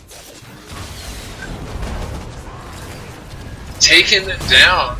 Oh, and a lockup onto Talon. That is a huge play there. He goes down to the make a death rock, but did not quite enough damage. But it looks like Sion should secure it. No, not quite able to take down the Thresh there. Morgana not with the vision she needed to throw at a pool, but they will take their second dragon. Yeah, dude, I kind of expected the pool to just kind of go blindly and go over the wall, try and pick up the kill for her, but potentially on cooldown from a previous play, we didn't really see how that got initiated as far as the Morgana was concerned. Jinx picks up a red buff for herself here from the blue side of the jungle. Jinx with the Infinity Edge already, but also Graves, who has managed to out-farm her despite, being behind. He is still even in terms of his KDA, the only one on the blue side who has remained even. Except potentially Thresh, if you, some people don't count assists. I do. It is called KDA, yeah. You only add your kills and your assists together, then divide them by your deaths to assess a KD score. But we are seeing some action into the top lane here. Fizz, however, jukes away from Sion and Vi trying to connect. Onto the Nunu here, the Thresh and Graves looking to come into the action, but they will decide better of it, potentially, while we have 3 members of Regrets trying to siege down into the mid lane as well. Yeah, and you can see that they might be rotating. Looks like Talon will start his recall, even though Lulu and Vi are just going to go get this blue buff for Lulu. Oh man, Talon goes full ham, but he pays for it. Did Jinx just 1v1 Talon? Yeah, Talon came in from the bush, jumped on her, and she was like, no, I'm going to step back and I'm going to slay you. Very good. Just showing how powerful she is. Looks like she's going for the static Shiv next. Yeah, she is critting over 500 damage. No, those aren't even crits. We see the rocket come in for almost 600 damage. Oh, and Graves gets locked down, and Jinx. Oh, Sion picks up that kill. Very nice. Not too bad. It'll be good. Actually, a good thing to see kill goal going on to Sion. He's super tanky at this point with the knockdown. It does come out. The Talon ends up going down. Nunu trying to get the ult off there, trying to make a little bit of a difference in this fight, but it will cost him his life. Fizz and Thresh in range. The death sentence will land on to Sion. The turret, that laser just doing constant damage, but not nearly enough. Fizz gonna go down there to the ignite. And yeah, Sion super tanky. Lulu really wanting the ace here, gets locked down by the Thresh, and Graves comes up in time. That is not even going to be an ace. It will cost her life to pick up that Thresh. However, they secure these bottom lane inhibitor turrets. Graves picks up the Morgana Gold, but Jinx seals the deal there while Nunu and Talon are both coming back up. Looks like Jinx and Sion are going to try and push their luck for the inhibitor. No, just Sion going to push luck for the inhibitor, and then nobody pushing any luck. Aside from Sion with this taunt. With the taunt, maybe potentially A little bit of a taunt off here as Sion and Nunu just shake hands. see Fizz getting the shutdown on the Jinx. What am I watching? Still more Sion taunts. Thresh comes in, tries to end this fight, and Sion says, "You know what, guys? I'm ulting out." No, thank you. I am Sion. I have mobility. Sayonara, suckers. He's level 14 though. He can pretty much do what he wants. Yeah, Sion's been doing it fairly well for himself. Looks like he actually has the best by one going hard. But you know what? Almost a blessing that Fizz got that playful trickster out of there, because had she gone in, Graves was right there, Talon was on his way. Indeed, and Fizz baited her even a half second longer. That could have maybe been a kill onto the Vi, but depends how fast the rest of her team would have been responding into that 1 versus 4. I don't think she could have gotten out of it. No, probably not. Sion responded a little bit of minion pressure coming into that top lane while Morgana clears out some more to control from the blue side. Yeah, Talon trying to get as much farm as he can. He's 1-8-1 at this point. Last Whisper with a Brutalizer. Yeah, Talon's gonna have a lot of work to do if he really wants to come back into this matchup. Gonna have to play this really, really safe. Talon, at this point, should build a Frozen Mallet. For the additional slow, trying to secure the... I don't know if that would really be what he's going for. I mean, the additional damage, he is trying to go for the assassin. Because it doesn't matter what Talon builds at this point. Oh, that's not nice. There's a huge fight breaking out here. That looks like Vi could actually will get out with her life, though, I think. Lulu getting chunked down, but it looks like Fizz will be taken down regardless. Oh, Vi ends up going down there, and they had another kill onto the Graves! though. Trying to do a little poke deke there. Oh, I think Sion accepts his fate here. Has a little bit of... I apologize. That was Nunu. Nunu accepts his fate there. Has a little bit of a dance party with Team Regrets. There are going to be no regrets from Matt Nunu.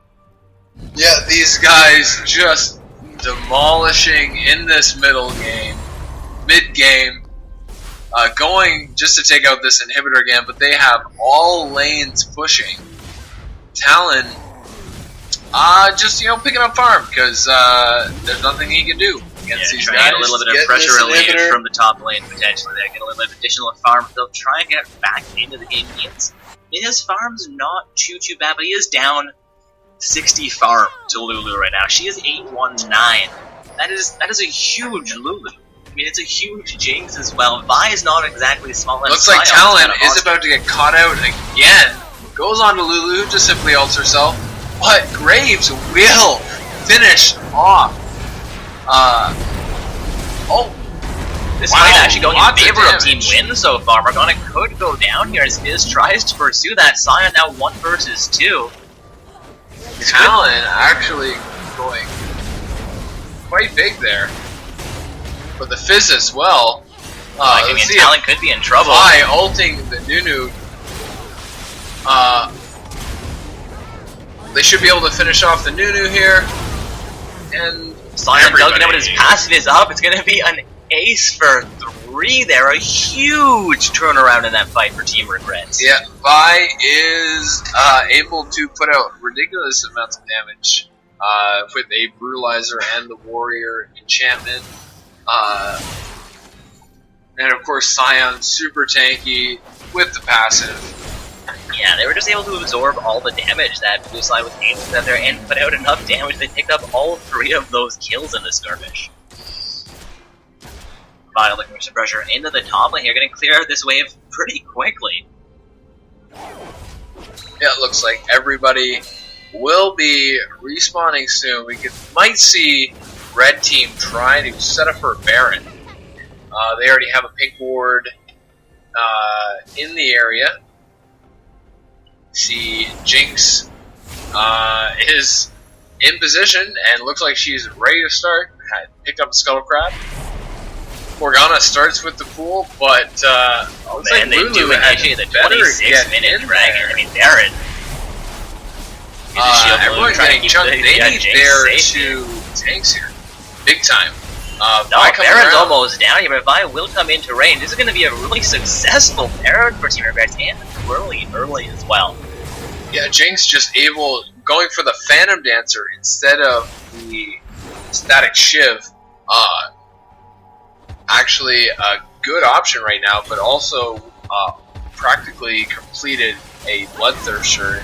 Lots of damage. Oh my god, Jinx just face tanks the laser while they take down that turret. Scion doing his dance, doing his thing, and I am a super tank. Looks like Scion's actually with the Sheen potentially going for the Iceborne Gauntlet. Either that or a Trinity, of course. Either One way or Thresh another, we're not having gonna find to out. I think it's gonna be the end of the game. Flash is coming out. Everyone out. The Nunu all raids. Raze actually picks up that kill. Onto the Vi. See, Talon might succeed with the Ignite. No, the Ignite not quite enough. Jinx now onto that Nexus turret. Jinx having to watch out. Being taken out easy peasy, lemon squeezy by the Fizz. Fizz running at everyone right now. It's actually a 4v2. A little bit of an We'll make that a overextension there by 4v1. Regrets. And Thresh just flying after Scion, connecting With the Death Dark mid Passage to the Fizz, who is able to catch up and get an ace. Oh my Turbo god! He just death sentenced What from a behind the turnaround. inhibitor to get the fucking kill at the river for the Fizz. That was a huge play. The mechanics there are mind-boggling. Ladies and gentlemen, that was, I think, the play of the night. That definitely made my night. Except for the Ahri Pentakill. Oh yes, there was that In the first pentakill. game, It's of definitely course. a close contest between those two plays. Hooray for Blue Team! They took down the middle outer turret. And the blue team will secure their third and last outer turret of the game for themselves. Vi coming in onto the Fizz. Fizz avoids to make a death throw, but it's not gonna save his life. That Fizz trying to be tricky. Nice try. Vi got you. It's kind of interesting. I really thought that Vi was practically about to run out of steam on her Q. If you wait too long, once you've started Vi's Q, of course, it will go Deep off proc on itself. cooldown. Yeah. You're screwed. Blue side trying to relieve some pressure from the mid lane here. Talon succeeding in pressure from the bottom lane. But we have all of Regrets into the top lane, looking like they're going to go for their last inhibitor here. They do have a Baron. They're probably going to try and pick up this inhibitor and end the game here. Yeah, it looks like they're just going to rotate this one out, just play to their strengths, just think the smart moves. Oh, the Dark flying on Thresh. They do have vision of that, but Fizz going a little bit ham there. Does take a bit of damage from the Jinx. Scion trying to come in there, just saying, you know what, I'm not quite ready. Gonna do another little dance here. Vi has picked up a BF sword. That is crazy. I have never... It's a nice death sentence onto the Morgana, but the Zonios will save her life. The Thresh does go down as well. Vi over the wall. Oh, costs Vi her life here. Scion trying to come back in, But trying to clean things up. will be the distraction that they need to pick up. The last minute Morgana Indeed, that is 4 is for taken 1. down by the Talon being Talon. chased down as well. It's gonna be an ace. That's gonna be the game. Jinx picks up the Quadra Quadra. kill! Not a second penta this game, but that's the best she can do for now. That will be the finals match, guys. Congratulations to Team Regrets. You guys are the first place team in tonight's Not So Stock Gaming Open Bracket Tournament. Great game played by both teams. The Jinx going huge, 15, 4, and 11 at the end with the Quadra kill. Indeed, the Quadra kill to close out that game. It was quite epic. Huge games all the way through tonight's tournament for Team Regrets. Some close ones, huge comebacks as well.